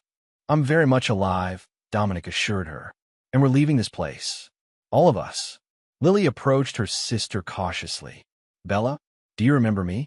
For a moment, Bella stared at her younger sister in confusion. Then recognition dawned, and she reached out a trembling hand to touch Lily's cheek. Little Lily Pad, she said, using her old nickname for her sister. You got so big. Dr. Lefebvre watched this exchange with an expression that mingled scientific interest with something that might have been remorse. The memory suppression wasn't complete, she observed. Fascinating. The emotional connections must have been too deeply encoded to fully erase. Dominic turned to her coldly. How do we get out of here? Every exit will be guarded. The doctor hesitated, clearly calculating her options. Finally, she sighed. There's a medical evacuation protocol. In case of patients requiring emergency transfer to external facilities. It bypasses standard security because medical emergencies take priority over other concerns. How do we activate it? We don't need to. It's always active. She moved to the computer terminal in the office, logging in with her credentials. I can schedule an emergency medical transport for Subject 47, Bella, citing neural cascade risk. And they'll just let us walk out? Dominic asked skeptically. Not exactly, Dr. Lefebvre replied, fingers moving rapidly over the keyboard. The protocol requires transport via the medical helicopter. It's always fueled and ready on the landing pad at the East Wing. With my authorization, I can initialize the transport sequence. The system will then clear a path to the helipad and notify necessary personnel. Understanding dawned. You're not just giving us an escape route. You're giving U.S. air transport. She nodded, not meeting his eyes. The pilot is automatically notified when the protocol is activated. But there's a 30-minute window before the assigned medical team assembles. Her gaze finally lifted to his. Do you know how to fly a helicopter, Mr. Voss? I do. His special operations training had included rotary aircraft piloting. Why are you helping us? Dr. Lefebvre's professional demeanor cracked slightly. Because I crossed too many lines in the name of progress. Because I watched what they did to Bella, what I helped them do, and told myself it was justified. She glanced at the young girl, now cradling her sister's head gently in her lap. I've done unforgivable things, Mr. Voss. This doesn't erase them, but perhaps it's a start. The computer chimed as the protocol was accepted. Medical emergency transport for subject 47 authorized. Proceed to helipad east via medical corridor C. They'll track the helicopter, Dominic pointed out. Yes, initially, Dr. Lefebvre agreed. But there's heavy storm activity 30 miles north. Low visibility, electromagnetic interference. It would provide cover for a course change once you're airborne. Dominic studied her, trying to determine if this was an elaborate trap. You're coming with us. She shook her head. No, someone needs to delay the response. I could buy you maybe 15 minutes before they realize what's happening. She removed her access badge and security token, handing them to Dominic. These will get you through the checkpoints to the helipad. The rest is up to you. Before he could respond, a series of electronic chimes sounded throughout the facility, followed by an announcement. Code Lazarus initiated. All security personnel implement protocol 7 immediately. Repeat, Code Lazarus initiated. Dr. Lefebvre's face drained of color. We need to move. Now, what is Code Lazarus? Dominic demanded, already gathering Lily in his arms while supporting Bella. It means they know you have your daughters. They're initiating contingency protocols to prevent asset loss. Her clinical terminology slipped back into place under stress. Protocol 7 is lethal containment authorization. They would kill children to prevent their escape. Dominic was horrified despite his years of experience with covert operations. Not the children, Dr. Lefebvre clarified grimly. Collateral damage would be considered acceptable if necessary to maintain security, but the primary directive will be to eliminate you and recapture your daughters. They moved swiftly through the corridors, following the route indicated by illuminated directional markers activated by the medical transport protocol. Dr. Lefebvre's credentials got them through 2 checkpoints without issue, the medical emergency taking precedence over the security lockdown. The 3rd checkpoint, however, presented a problem. The guard studied Dr. Lefebvre's badge and Dominic's hand with suspicion. "Where is Dr. Lefebvre?" he asked, hand moving toward his weapon. "Stabilizing the patient's neural patterns before transport," Dominic replied smoothly. "Time-sensitive situation. She authorized us to proceed ahead while she completes the procedure." The guard's radio crackled to life. "All checkpoints, be advised. Male subject Dominic Voss is attempting to remove assets from the facility. Lethal force authorized. Repeat, lethal force authorized." Recognition dawned in the guard's eyes as he looked more closely at Dominic's face. Now wiped clean of the maintenance worker's grime, he had used as minimal disguise. Dominic acted instantly, lunging forward before the guard could draw his weapon. A precise strike to the throat silenced any alarm the man might have raised, followed by a powerful blow to the temple that rendered him unconscious. "Daddy!" Lily's voice trembled as she watched the violence unfold. "It's okay, sweetheart," Dominic assured her, dragging the unconscious guard into the security booth. "He's just sleeping. Like when you play freeze tag, remember?" Bella seemed more lucid now, the sedative wearing off faster than expected. "There will be more ahead," she said, her voice stronger. 2 at the final checkpoint, 3 on the helipad itself. Dominic turned to her in surprise. "How do you know that?" A ghost of a smile crossed Bella's pale face. "They made me map security protocols for months. I know every standard response pattern." Her expression darkened. "I also know they'll implement the Omega contingency if they can't stop us. We have less than 20 minutes. "What's the Omega contingency?" Dominic asked, dreading the answer. "Remote asset deactivation," Bella replied, the clinical terminology chilling in her young voice. "They'll trigger the implants. Mine's deeper than Lily's, connected directly to the limbic system. It would cause massive neural damage." Dominic felt cold fury rising again. "How do we prevent that?" "Distance and shielding," Bella answered. "The transmission range is limited to the facility grounds. Once we're beyond the perimeter and above 5,000 feet, The signal strength is insufficient to trigger the devices. They continued toward the helipad, moving as quickly as Bella's condition allowed. The medical evacuation route remained clear, most security forces still searching other areas of the sprawling complex. True to Bella's prediction, they encountered 2 guards at the final interior checkpoint. This time, Dominic didn't wait for questioning. Using the element of surprise, he incapacitated both men with swift, efficient strikes before they could raise an alarm. Beyond the checkpoint lay the helipad access corridor, a long, glass-enclosed walkway connecting the main building to the elevated landing area. Through the glass, they could see the medical helicopter sitting ready, its distinctive red and white paint scheme gleaming under the exterior lights. Also visible were the 3 security personnel stationed around the aircraft, all armed and alert. "We can't fight through them without risking injury," Dominic said, assessing the situation. "We need a diversion." Bella stepped forward, her movements steadier now. "I can help with that." She moved to the emergency alarm panel near the door and studied it briefly before entering a code on the keypad. Immediately, sprinklers activated throughout the walkway and helipad area, accompanied by a deafening fire alarm. The guards on the helipad looked up in confusion, momentarily distracted. "How did you know that code?" Dominic asked, impressed. "I've seen it used during security drills," Bella explained. "They never realized how much information I was absorbing during their tests. They used the chaos of the fire alarm to move across the walkway. By the time they reached the helipad, the guards had moved to the far side, communicating via radio about the apparent malfunction. The helicopter, a modern Airbus H-145 equipped for medical transport, sat with its doors open, ready for patient loading. Dominic helped his daughters aboard, securing them in the passenger seats before sliding into the pilot's position. The control layout was familiar enough from his training. He began the startup sequence, muscles remembering procedures from years earlier.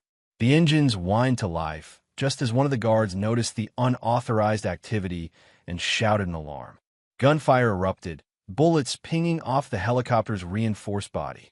Dominic completed the pre-flight checks with practiced efficiency, raising the aircraft into a hover as the guards rushed toward them. More security personnel poured onto the roof, weapons drawn. Among them, Dominic spotted Raymond Kessler, his face contorted with rage as he shouted orders to the guards. The helicopter lifted higher, rotating to orient toward the storm clouds visible on the northern horizon. As they gained altitude, Dominic saw Dr. Lefebvre emerge onto the helipad. She looked up at the departing helicopter, then turned deliberately toward Kessler, speaking words Dominic couldn't hear. The last thing Dominic saw before banking away was Kessler's expression changing from rage to shock as Dr. Lefebvre continued speaking. Whatever confession or accusation she was making, it had clearly shaken him. Then they were away, accelerating toward the gathering storm clouds, leaving the pinnacle behind. In the passenger compartment, Lily had fallen asleep against Bella's shoulder, exhaustion overtaking her after the trauma of their escape. Bella remained awake, staring out the window at the diminishing facility. "They'll come after us," she said with certainty. "Let them try," Dominic replied, setting course for the storm front where they could disappear from radar. "We're not going back, Bella. Ever." "What about Mom?" Bella asked quietly.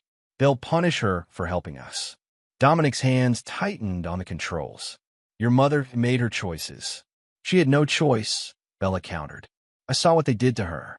The coercion techniques, the psychological manipulation." Her voice grew stronger with each word. "She fought them, Dad. She protected us the only way she could." The helicopter entered the edge of the storm, turbulence buffeting the aircraft as visibility decreased dramatically. Dominic focused on maintaining stability while processing Bella's words. "We'll talk about your mother later," he said finally. "Right now, we need to focus on getting somewhere safe, somewhere they can't find us." Bella nodded, accepting this temporary deferral. "I know where we should go," she said with surprising confidence. "I've seen it. A place they won't look because it doesn't exist in their databases." "Where?" Dominic asked. "The cabin in the northern woods. The one your grandfather left you that you never told anyone about. Not even Mom. She met his astonished gaze. I saw in a vision. It's where we'll be safe while you finish what you started. Dominic stared at his daughter, marveling at the capabilities that had made her so valuable to Kessler and his operation. And what is it that I've started exactly? Bella's expression hardened with a determination no 16-year-old should possess. The destruction of everyone who did this to us, beginning with Senator Blackwell and ending with Shepard. As the helicopter pushed deeper into the storm, electrical interference increasing with each mile, Dominic made a course adjustment toward the remote cabin Bella had somehow seen in her visions.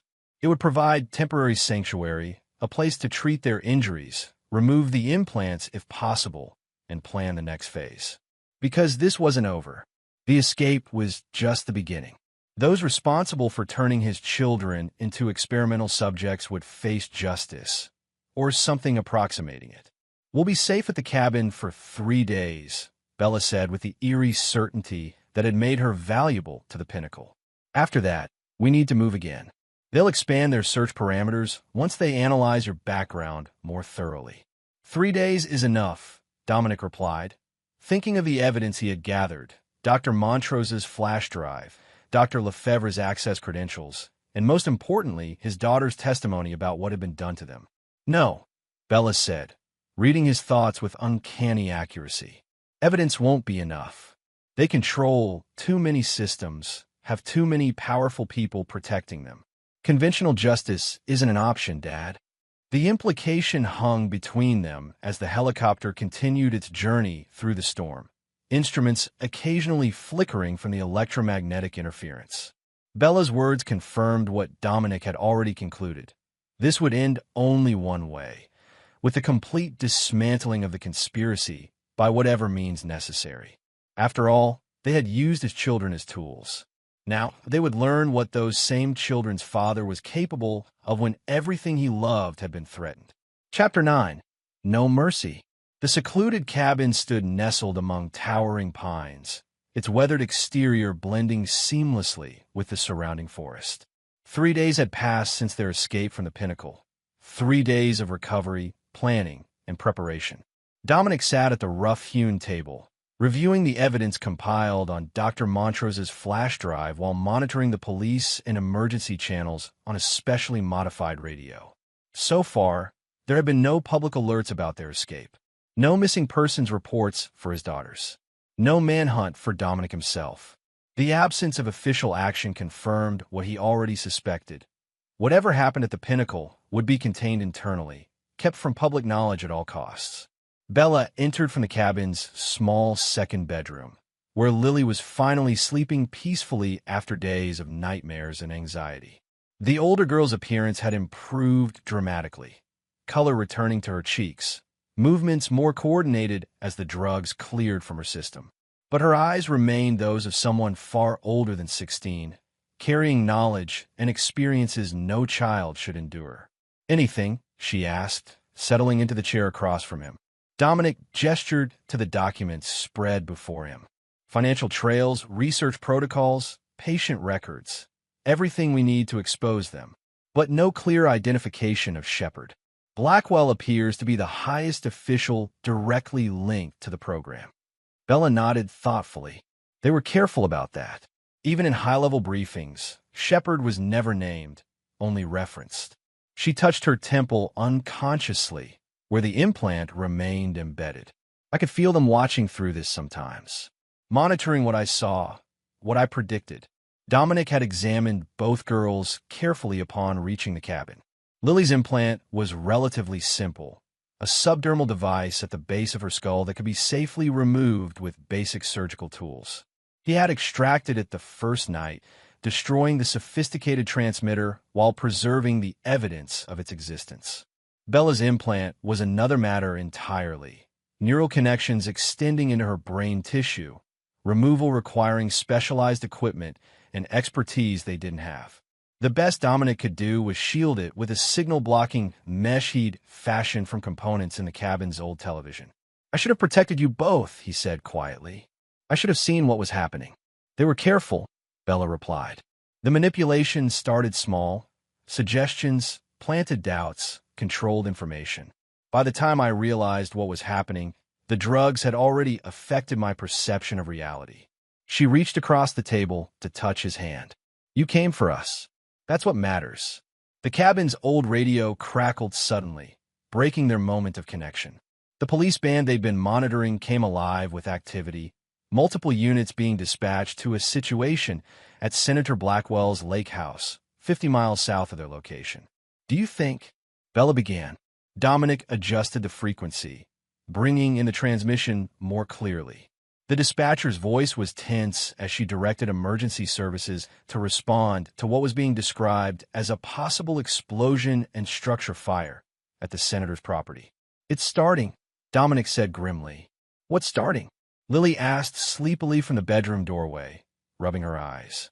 Despite everything she'd been through, moments like this, hair tousled from sleep, small hands curled into loose fists, reminded Dominic that she was still just a child.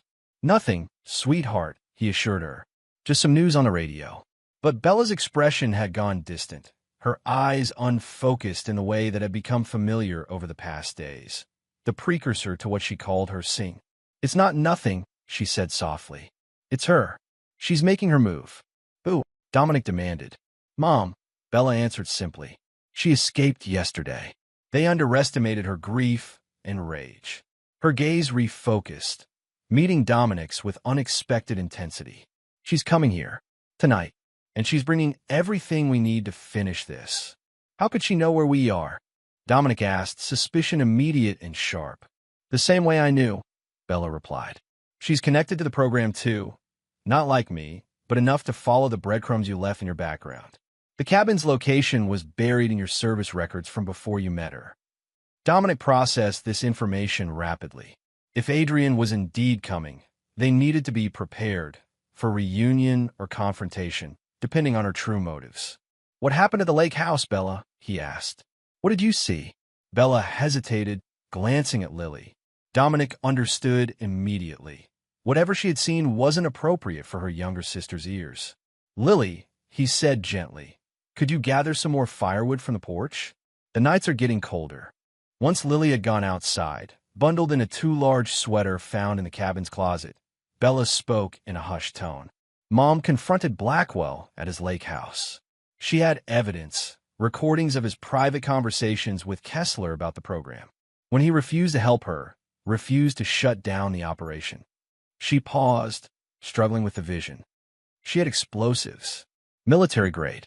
She must have taken them from the Pinnacle's security stores during the chaos of our escape. Is she? Dominic couldn't finish the question. Alive? Yes, but Blackwell isn't. Bella's expression remained detached, clinical. The explosion was targeted, precise. She made sure only he was in the blast radius. Dominic had known Adrian as an intelligence operative before their marriage, had seen her tactical capabilities firsthand. But this level of calculated violence suggested a desperation he'd never witnessed in her. When will she arrive? He asked, already mentally cataloging the cabin's defensive positions, escape routes, and available weapons. After midnight, Bella replied. She's being careful, taking indirect routes. She believes she's being followed, but she's determined to reach us first. The remainder of the day passed in tense preparation. Dominic secured the perimeter, setting up rudimentary alarms that would warn of approaching vehicles or individuals. He checked and rechecked the limited weapons available. His service pistol with remaining ammunition, hunting rifles found in the cabin's gun safe, and improvised devices fashioned from household materials. Lily sensed the tension but remained remarkably resilient, finding comfort in small tasks and the security of having both her father and sister nearby. As night fell, Dominic settled her into bed with promises that tomorrow would bring greater clarity.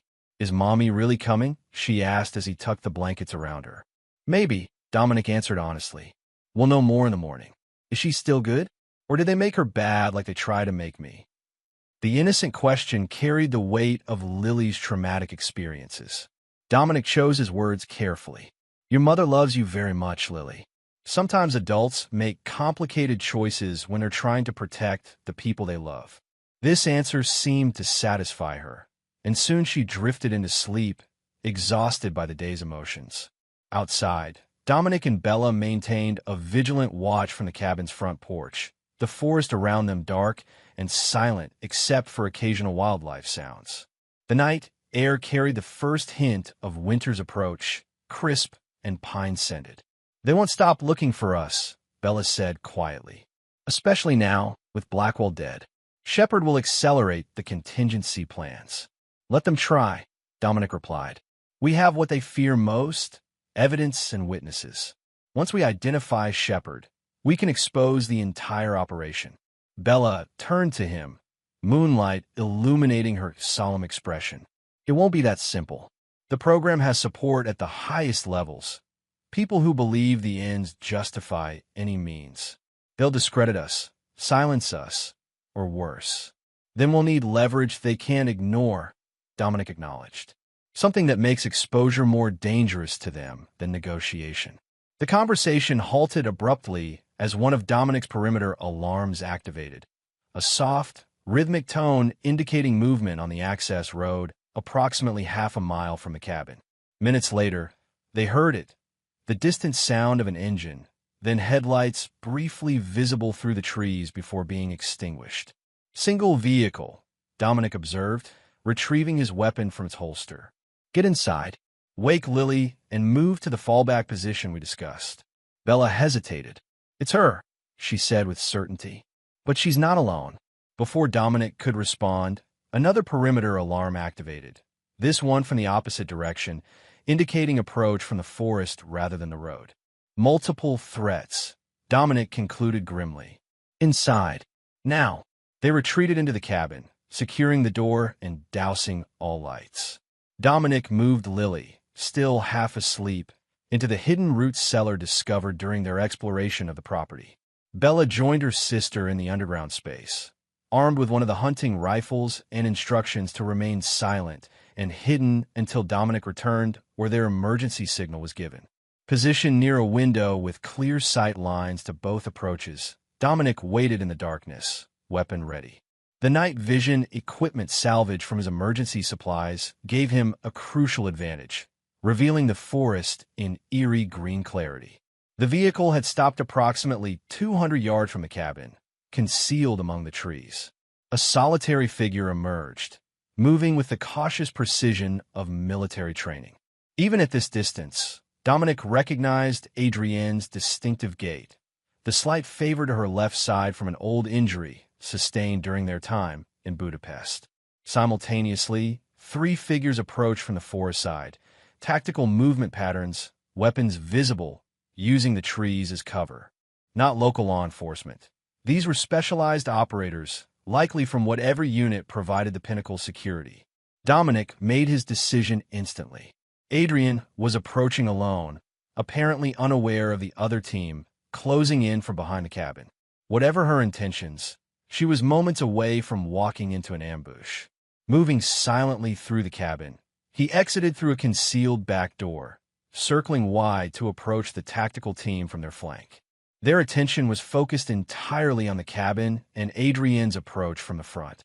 A fatal error. The first operative never saw Dominic coming. A precise strike to the base of the skull rendered him unconscious instantly. Dominic relieved him of his tactical radio and advanced weapon before securing him with zip ties from his own equipment. The second and third operatives were positioned 20 yards apart, maintaining communication via hand signals. Dominic waited for the moment when both were focused forward, then moved. The second operative went down as silently as the first. The third detected something amiss and began to turn, but too late. Dominic's strike caught him mid-rotation, and he crumpled to the forest floor. With the immediate threat neutralized, Dominic activated the tactical radio, listening to the operational chatter. A fourth team member, presumably their commander, was positioned farther back, coordinating the approach. Alpha Team, report status, came the tense command. Visual on the female target approaching cabin entrance. Confirm positions for intercept. When no response came, the commander's voice sharpened. Alpha Team, acknowledge immediately or I'm calling in backup. Dominic calculated his options. Additional forces would complicate an already dangerous situation. He keyed the radio. "Alpha team secure," he replied, mimicking the clipped professional tone of tactical operators. "Female target appears to be alone. Awaiting your command." A brief pause, then, "Maintain positions. I'm moving up to your location." "Perfect." Dominic concealed himself along the commander's likely approach path and waited. Less than 2 minutes later, a figure moved through the trees, compact, efficient, wearing tactical gear with command insignia. Dominic allowed him to pass, then followed silently until the man paused to scan the area where his team should have been visible. The commander sensed something wrong and began to reach for his sidearm when Dominic struck. Unlike with the others, he didn't aim for incapacitation. This was the leader, the one with direct connection to the Pinnacle's command structure. Dominic needed information. A precisely applied chokehold brought the man to his knees. Dominic maintained just enough pressure to induce compliance without unconsciousness. "One sound above a whisper and you won't make another," Dominic said softly. "Not if you understand." The commander nodded once, his training evident in his controlled breathing despite the precarious position. "How many more teams are approaching this location?" Dominic demanded. "Just us," the man replied, voice barely audible. "Advance recon. Main force is 30 minutes behind, awaiting confirmation." "Who sent you?" "Direct orders from Shepard," the commander answered. "Priority 1 retrieval of the Voss children. Priority 2 elimination of Dominic Voss. Priority 3 capture of Adrian Voss for program continuation." "Program continuation?" Dominic tightened his grip slightly. "Explain." "The pregnancy," the commander gasped. "Third-generation subject with optimal genetic markers. Critical to Phase 3 trials." Cold fury washed through Dominic at the realization. They intended to use his unborn child as the next experimental subject, building on whatever they had learned from Bella and Lily. "Who is Shepard?" Dominic demanded. "Name and location." The commander hesitated, training warring with self-preservation. "I don't know the name. Communications are compartmentalized. But the control center is at Fort Braxton, the old DARPA wing that officially closed last year." It was enough. Dominic applied additional pressure, and the commander slipped into unconsciousness.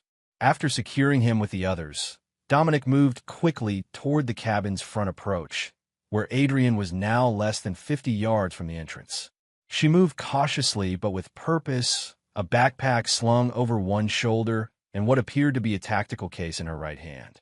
Her face, visible briefly as she passed through a patch of moonlight, showed the strain of recent days. Exhaustion and determination etched into features once so familiar to him. Dominic circled to intercept her before she reached the cabin's motion-sensing lights. Moving deliberately into her path, he kept his weapon lowered but ready. "That's far enough," he said quietly. Adrian froze, her free hand moving instinctively toward her side before stopping. "Dom," she breathed, her voice a mixture of relief and wariness. "You're alive." "No thanks to your associates," he replied coldly. "There was a tactical team in the woods behind the cabin. They've been neutralized, but more are coming." "I know. I've been tracking them since the lake house." She made no move to approach further. "I have maybe 20 minutes before they realize their advance team isn't responding." "Bella said you killed Blackwell." A flicker or something, regret, satisfaction, crossed Adrienne's face. He was going to activate Bella's implant remotely. "I had no choice." "There are always choices, Adrian. Like the choice to sleep with Kessler while our daughters were being experimented on." Pain flashed in her eyes. "You have every right to hate me. But right now, we don't have time for this conversation." She held out the tactical case. "This contains everything. The complete Copper Rain program data, experimental protocols, subject records, and most importantly, proof of Shepard's identity and direct involvement." Dominic made no move to take it. "How did you get this?" "I've been gathering evidence for months. After your escape with the girls, Kessler was desperate to secure remaining assets. He grew careless, left systems accessible that would normally be locked down." Her expression hardened. I was director of patient relations, remember? I had authorization to access most restricted areas. Authorization they never revoked because they thought I was still under their control. And were you? Under their control? Adrienne's eyes met his directly. I did what was necessary to protect our daughters. To survive. To find a way out. Her voice cracked slightly. I made compromises I'll live with for the rest of my life. Including with Kessler. Yes. She didn't flinch from the accusation. Including with Kessler. Before Dominic could respond, his tactical radio crackled to life. Command to Alpha Team. Report status immediately. Main force is mobilizing based on your last known coordinates. Adrienne's eyes widened. They're coming now. We need to move. She extended the case again. Take it. Get the girls somewhere safe. I'll create a diversion. Lead them away from your escape route. Why would you do that? Dominic demanded, still not reaching for the case. Because they're my daughters too, she replied simply. And because I won't let them take this baby. Her free hand moved to her stomach in a protective gesture. Not for their experiments. Not for anything. Tension stretched between them. Years of trust shattered, betrayal both real and perceived, and in the middle, their children's safety hanging in the balance. The team commander said something about the baby being a third-generation subject. Dominic said finally, watching her reaction closely. Horror and confirmation mingled in Adrienne's expression. So that's their plan. I suspected as much when Dr. Lefebvre started insisting on specialized prenatal monitoring. She took a breath, steadying herself. All the more reason to end this now. A distant sound caught their attention, the unmistakable rhythm of helicopter rotors approaching from the south. Tactical extraction team, Adrienne identified immediately. Heavy response, not just retrieval. They're not taking chances this time. Dominic made his decision. Inside. Now. They moved swiftly to the cabin, Dominic securing the door behind them while keeping Adrienne in his peripheral vision. Trust had not been restored, merely suspended in the face of immediate danger. Daddy. Lily's small voice came from the hidden cellar entrance, now slightly ajar. Is Mom here? Yes, Dominic confirmed, moving to help his daughters from their hiding place. But we need to leave immediately. We have unwelcome company on the way. Bella emerged first, the hunting rifle still clutched in her hands. Her eyes locked on her mother, expression unreadable. Lily followed, her initial hesitation giving way to a rush of emotion as she flung herself toward Adrienne. Mom, she cried, arms outstretched. Adrienne dropped to one knee, embracing her younger daughter with fierce protectiveness. Oh, Lily, she whispered. My brave girl. Bella maintained her distance, watching the reunion with complicated emotions playing across her face. When Adrienne looked up at her older daughter, tears glistened in her eyes. Bella, she said softly, I'm so sorry for everything they did to you, for not being strong enough to stop it. You did what you could, Bella replied, her voice neither forgiving nor accusatory, merely stating an assessment reached through her unique perception. I saw the choices they gave you. None of them were good. The helicopter sound grew louder, now distinguishable as multiple aircraft approaching from different directions. They're establishing a perimeter, Dominic stated, checking his weapon and gathering essential supplies. We have minutes at most. Adrienne opened her backpack, removing several devices Dominic recognized as military-grade signal jammers. These will buy us a little time. Disrupt their communications and tracking capabilities. She activated one, placing it on the cabin's main table. The rest should be positioned around the perimeter. Dominic nodded once. Bella, help your mother with those. Lily, come with me. We need to get the emergency supplies from the back room. As they separated to their tasks, Dominic led Lily to the cabin's rear storage area, quickly gathering the bug-out bags he'd prepared during their days of hiding. Inside each was survival gear, emergency rations, and crucial evidence they'd compiled. Daddy, Lily whispered as he checked the contents of her small backpack. Is Mom staying with us now? The innocent question carried weight far beyond Lily's understanding. Dominic chose his words carefully. Right now, we all need to work together to get somewhere safe. After that, we'll see.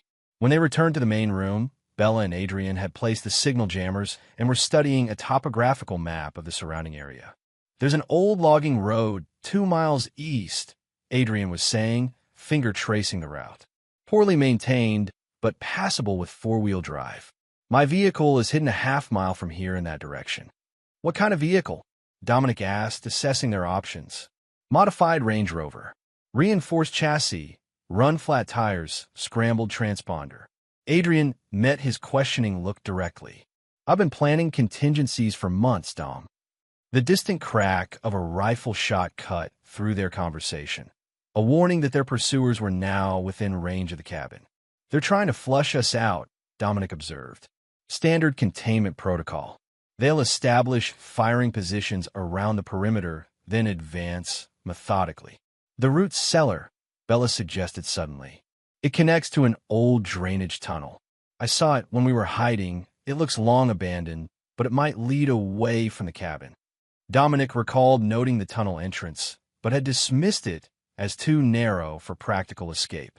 Now, with helicopter spotlights beginning to sweep the forest canopy around them, any option was worth considering. "Show me," he commanded.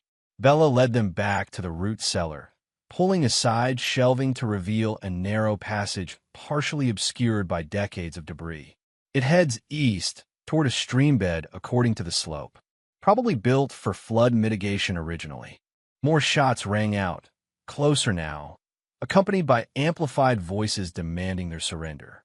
"This is our best option," Adrian confirmed after examining the tunnel. "Lily and Bella can navigate it easily. You and I will be tight, but it's manageable. And if it's blocked further in?" Dominic questioned. "Then we'll deal with that when we reach it," Adrian replied pragmatically. "Right now, staying here means capture or worse."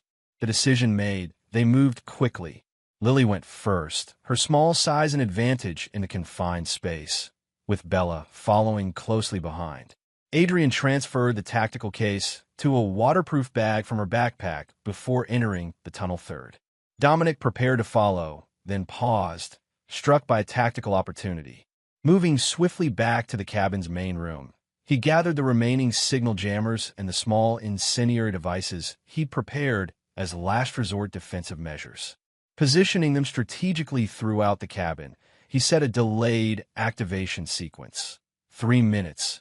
Enough time for him to join the others in the tunnel, but not enough for their pursuers to conduct a thorough search. When the devices triggered, the resulting electromagnetic pulse would disable any technology within 50 meters, while the incendiaries would create enough smoke and confusion to mask their escape route without necessarily destroying the cabin itself. Dominic entered the tunnel just as the first tactical teams breached the cabin's front entrance.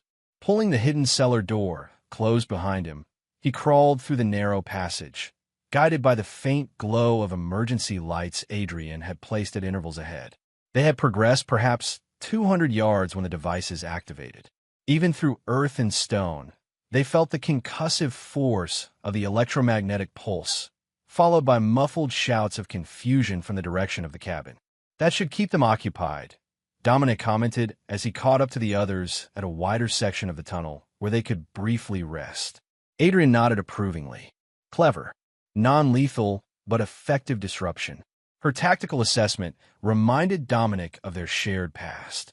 Partners in intelligence operations before becoming partners in life. The tunnel continued eastward for nearly a mile, gradually widening as it approached the stream bed Bella had predicted. When they finally emerged, they found themselves in a ravine sheltered by overhanging trees, the cabin and pursuing forces now well behind them. "The vehicle is that way," Adrian indicated, getting her bearings quickly. "About half a mile through these woods." They moved as rapidly as Lily's endurance allowed, the sounds of pursuit growing distant rather than closer, evidence that Dominic's diversion had successfully confused their trackers. Within 20 minutes, they reached Adrienne's hidden Range Rover, camouflaged under branches and forest debris. "Everyone in," she directed, clearing the camouflage and accessing the vehicle. "We need to be moving before they reorganize their search pattern." As the girls settled into the back seat, Dominic circled to the driver's side. "I'll drive." Adrian paused, then nodded once, surrendering the keys before taking the passenger seat. The silent exchange spoke volumes about the tenuous nature of their collaboration, necessary but fraught with unresolved tensions. The Range Rover moved smoothly through the difficult terrain, its modifications allowing for silent running when needed and impressive power when obstacles presented themselves. Adrian navigated from memory, guiding them to the logging road she'd identified earlier and then onto progressively larger roads leading away from the search area. "Where are we going?" Dominic asked after they'd put 20 miles between themselves and the cabin. "There's a safe house in North Dakota," Adrian replied. "Completely off official records, established years ago as part of a contingency network most of the agency has forgotten exists." "Whose safe house?" Dominic demanded, suspicious. "Cordelia's," Adrian answered. "She maintained a network of emergency locations after the Budapest operation went wrong. Places known only to her and those she trusted implicitly." In the back seat, both girls had fallen asleep, the adrenaline crash following their narrow escape leaving them exhausted. Bella's head rested against the window, while Lily was curled against her sister's side, their physical closeness a reminder of the bond that had helped them survive their ordeal. Dominic glanced at them in the rearview mirror, then turned his attention back to Adrian. "The tactical case. What exactly does it contain?" "Everything," she replied simply. "The complete Copper Rain algorithmic structure. Personnel files on everyone involved in the Pinnacle's operations. Medical records of all experimental subjects. And most importantly, direct communications between Shepard and the program directors." "Who is Shepard?" Dominic pressed, the question that had driven him since learning of the code designation. Adrienne's expression darkened. "Vice President Lawrence Carmichael." The revelation hung in the air between them. The Vice President of the United States, second in command of the executive branch, former director of the National Intelligence Agency, and longtime advocate for innovative approaches to national security. "That's why the program had such extensive protection," Adrian continued.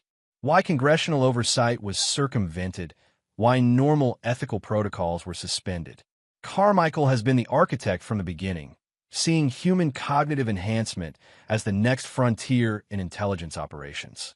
And our daughters were just test subjects to him," Dominic said, the cold fury that had driven him these past days crystallizing into something harder and more focused. "Not just test subjects," Adrian corrected grimly. "Prototypes. The program's ultimate goal is to create intelligence assets with predictive capabilities that can be controlled remotely. Human companions to the algorithmic systems, filling the gaps where artificial intelligence fails." Dominic absorbed this information, calculating implications and possibilities. "We can't go to conventional authorities with this. Not with Carmichael's involvement." "No," Adrian agreed. "But we can go to the press. Selected journalists with the courage to publish regardless of pressure. With the evidence in that case, even Carmichael can't silence every outlet. And how many would believe it?" Dominic countered. "How quickly would we be discredited as conspiracy theorists or foreign agents? How many media organizations would risk government sanctions to publish allegations against the vice president?" Adrian studied him carefully. "What are you suggesting instead?" "Direct action," Dominic stated flatly. "We use the information not to expose, but to leverage, to eliminate the threat at its source." "Assassination." Adrienne's voice was neutral, neither approving nor condemning. "That's a line neither of us has crossed before." "They crossed lines first," Dominic replied, his tone leaving no room for debate. "When they took our children. When they used them as experimental subjects. When they planted devices in their brains." His knuckles whitened on the steering wheel. "There's no going back to who we were before this happened. No returning to normal lives."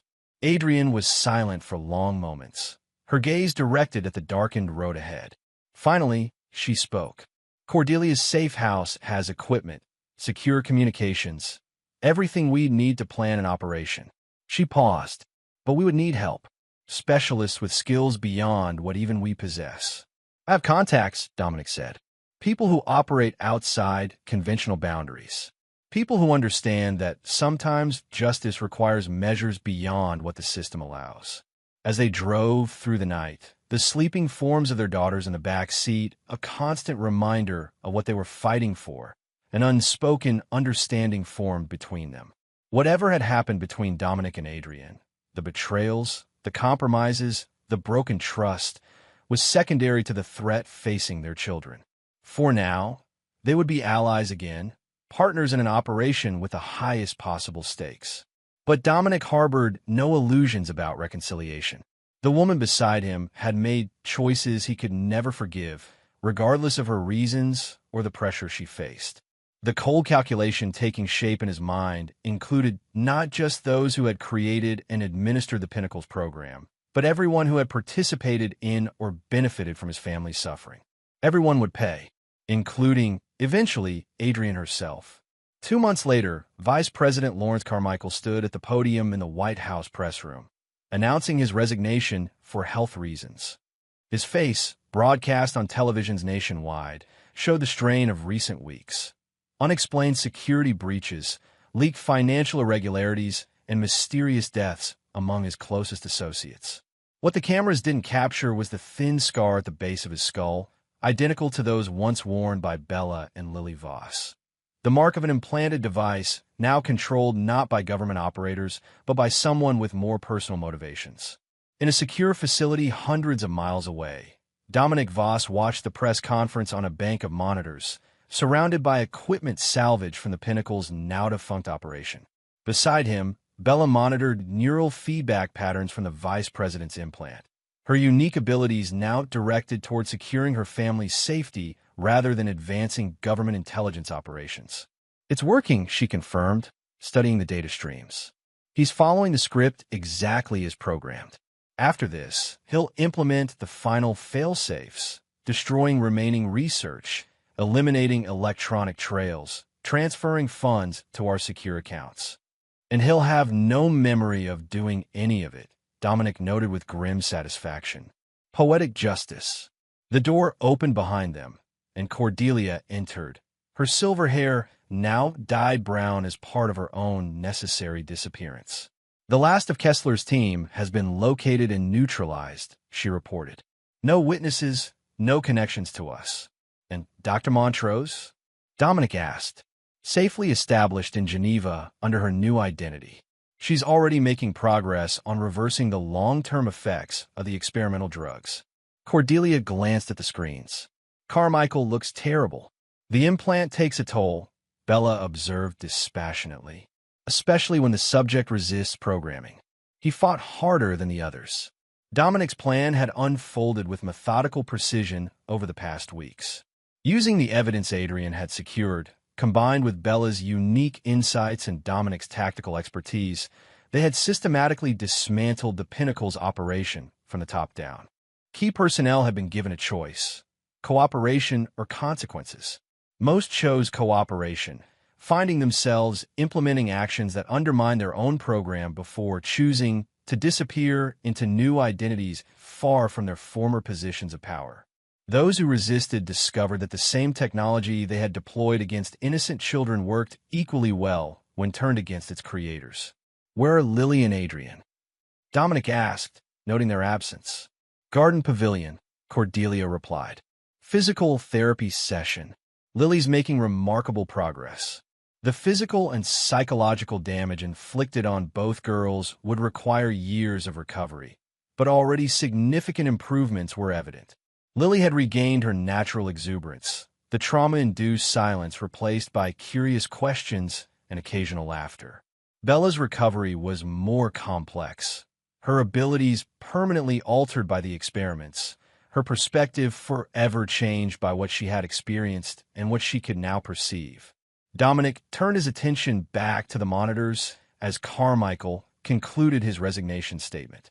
The plan was nearly complete. Those responsible had been punished. His daughters were safe. The threat to his family had been eliminated with the same clinical efficiency that the Pinnacle had once applied to its subjects. There remained only one loose end: Adrian.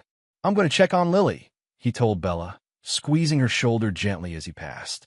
"Monitor the neural patterns for another hour, then we'll commence the final sequence." Outside, The secure compound sprawled across 20 acres of isolated countryside, its perimeter protected by both conventional and highly advanced security measures. At its center, visible from the main building's windows, stood the garden pavilion, a glass and steel structure housing a swimming pool, exercise equipment, and rehabilitation facilities. Dominic found Adrian and Lily by the pool, his younger daughter demonstrating her improving swimming skills while her mother offered encouragement from the edge.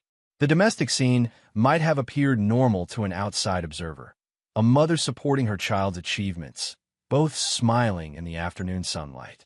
But Dominic saw the reality beneath the surface. Adrienne's involvement in their revenge operation had been crucial. Her knowledge of the Pinnacle systems, her connections within the intelligence community, her willingness to implement the most morally ambiguous aspects of their plan.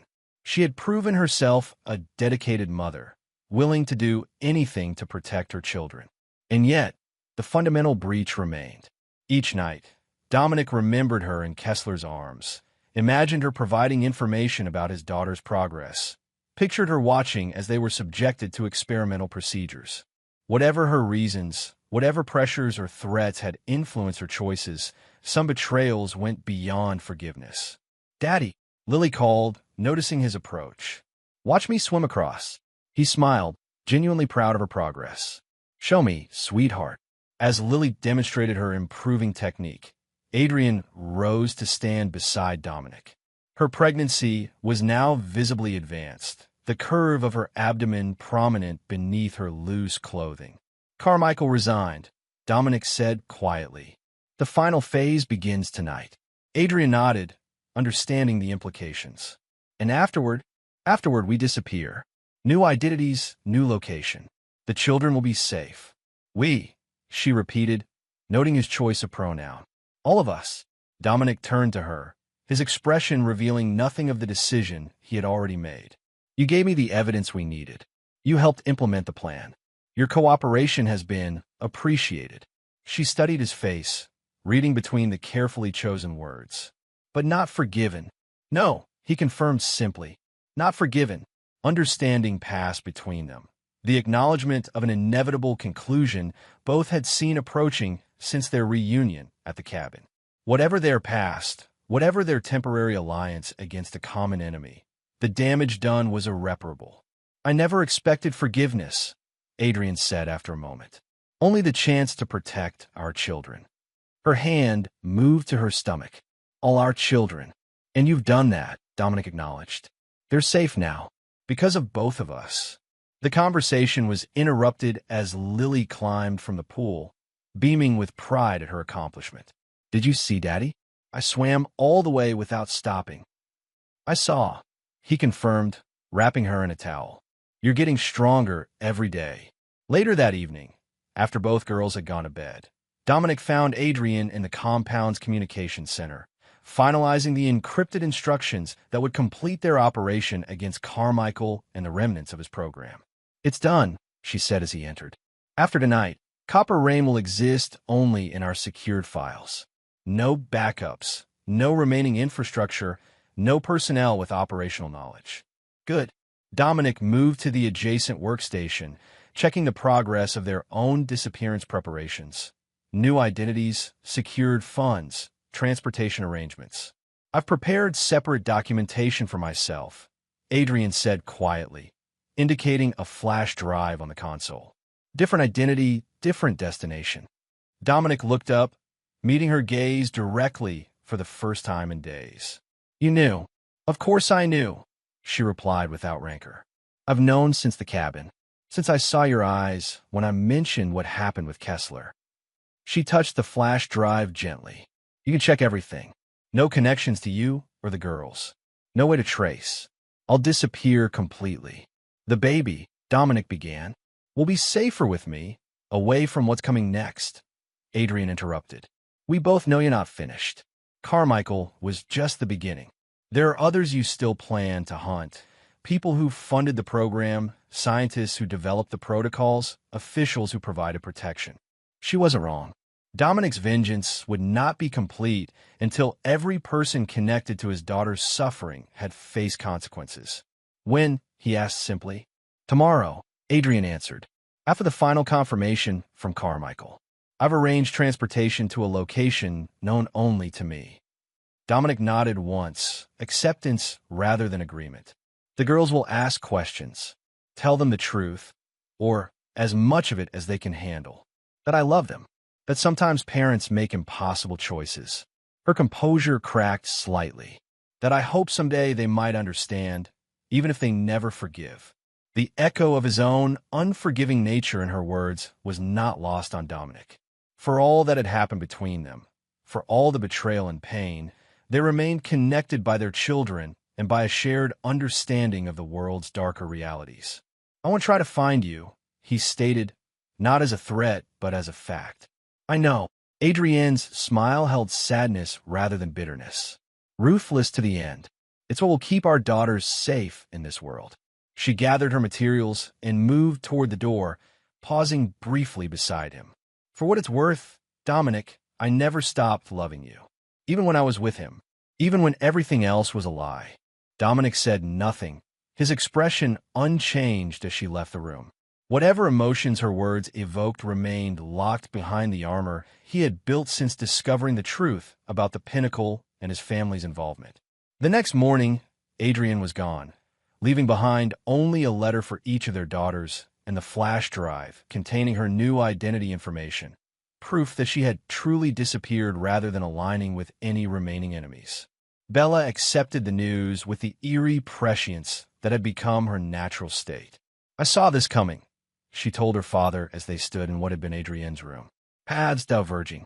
Different futures. Are you angry? Dominic asked, studying his daughter's expression. No, Bella replied thoughtfully. Sad, but not angry. She did what she thought necessary, just as you're doing. Just as I would do. She looked up at him, her eyes reflecting wisdom beyond her years. We're all changed by what happened. None of us can go back to who we were before. Lily's reaction was more emotional. Tears and confusion. Questions Dominic couldn't fully answer without exposing truths her young mind wasn't ready to process. He held her as she cried, promising that her mother loved her, that adults sometimes needed to make difficult choices. In the days that followed, their operation concluded with clinical efficiency. Vice President Carmichael implemented the final phase of their plan before suffering a stroke that left him permanently incapacitated, unable to communicate the truth even if he retained the memory of what had been done to him and by whom. One by one, the remaining individuals on Dominic's list met their fates, some through financial ruin, others through precisely engineered accidents, still others through exposure of unrelated crimes that nonetheless removed them from positions of influence. 3 months after Adrienne's departure, Dominic sat in the Secure Communications Center, studying the final name on his list. Raymond Kessler, former head of the Pinnacle, architect of the experiments performed on Bella, and the man who had taken advantage of Adrienne's vulnerability. Kessler had proven the most elusive target, disappearing completely after the Pinnacle's collapse. No financial transactions, no digital footprint, no confirmed sightings. You won't find him that way, Bella said, entering the room silently, as was her habit now. He's gone completely off-grid, using techniques he learned from people like us.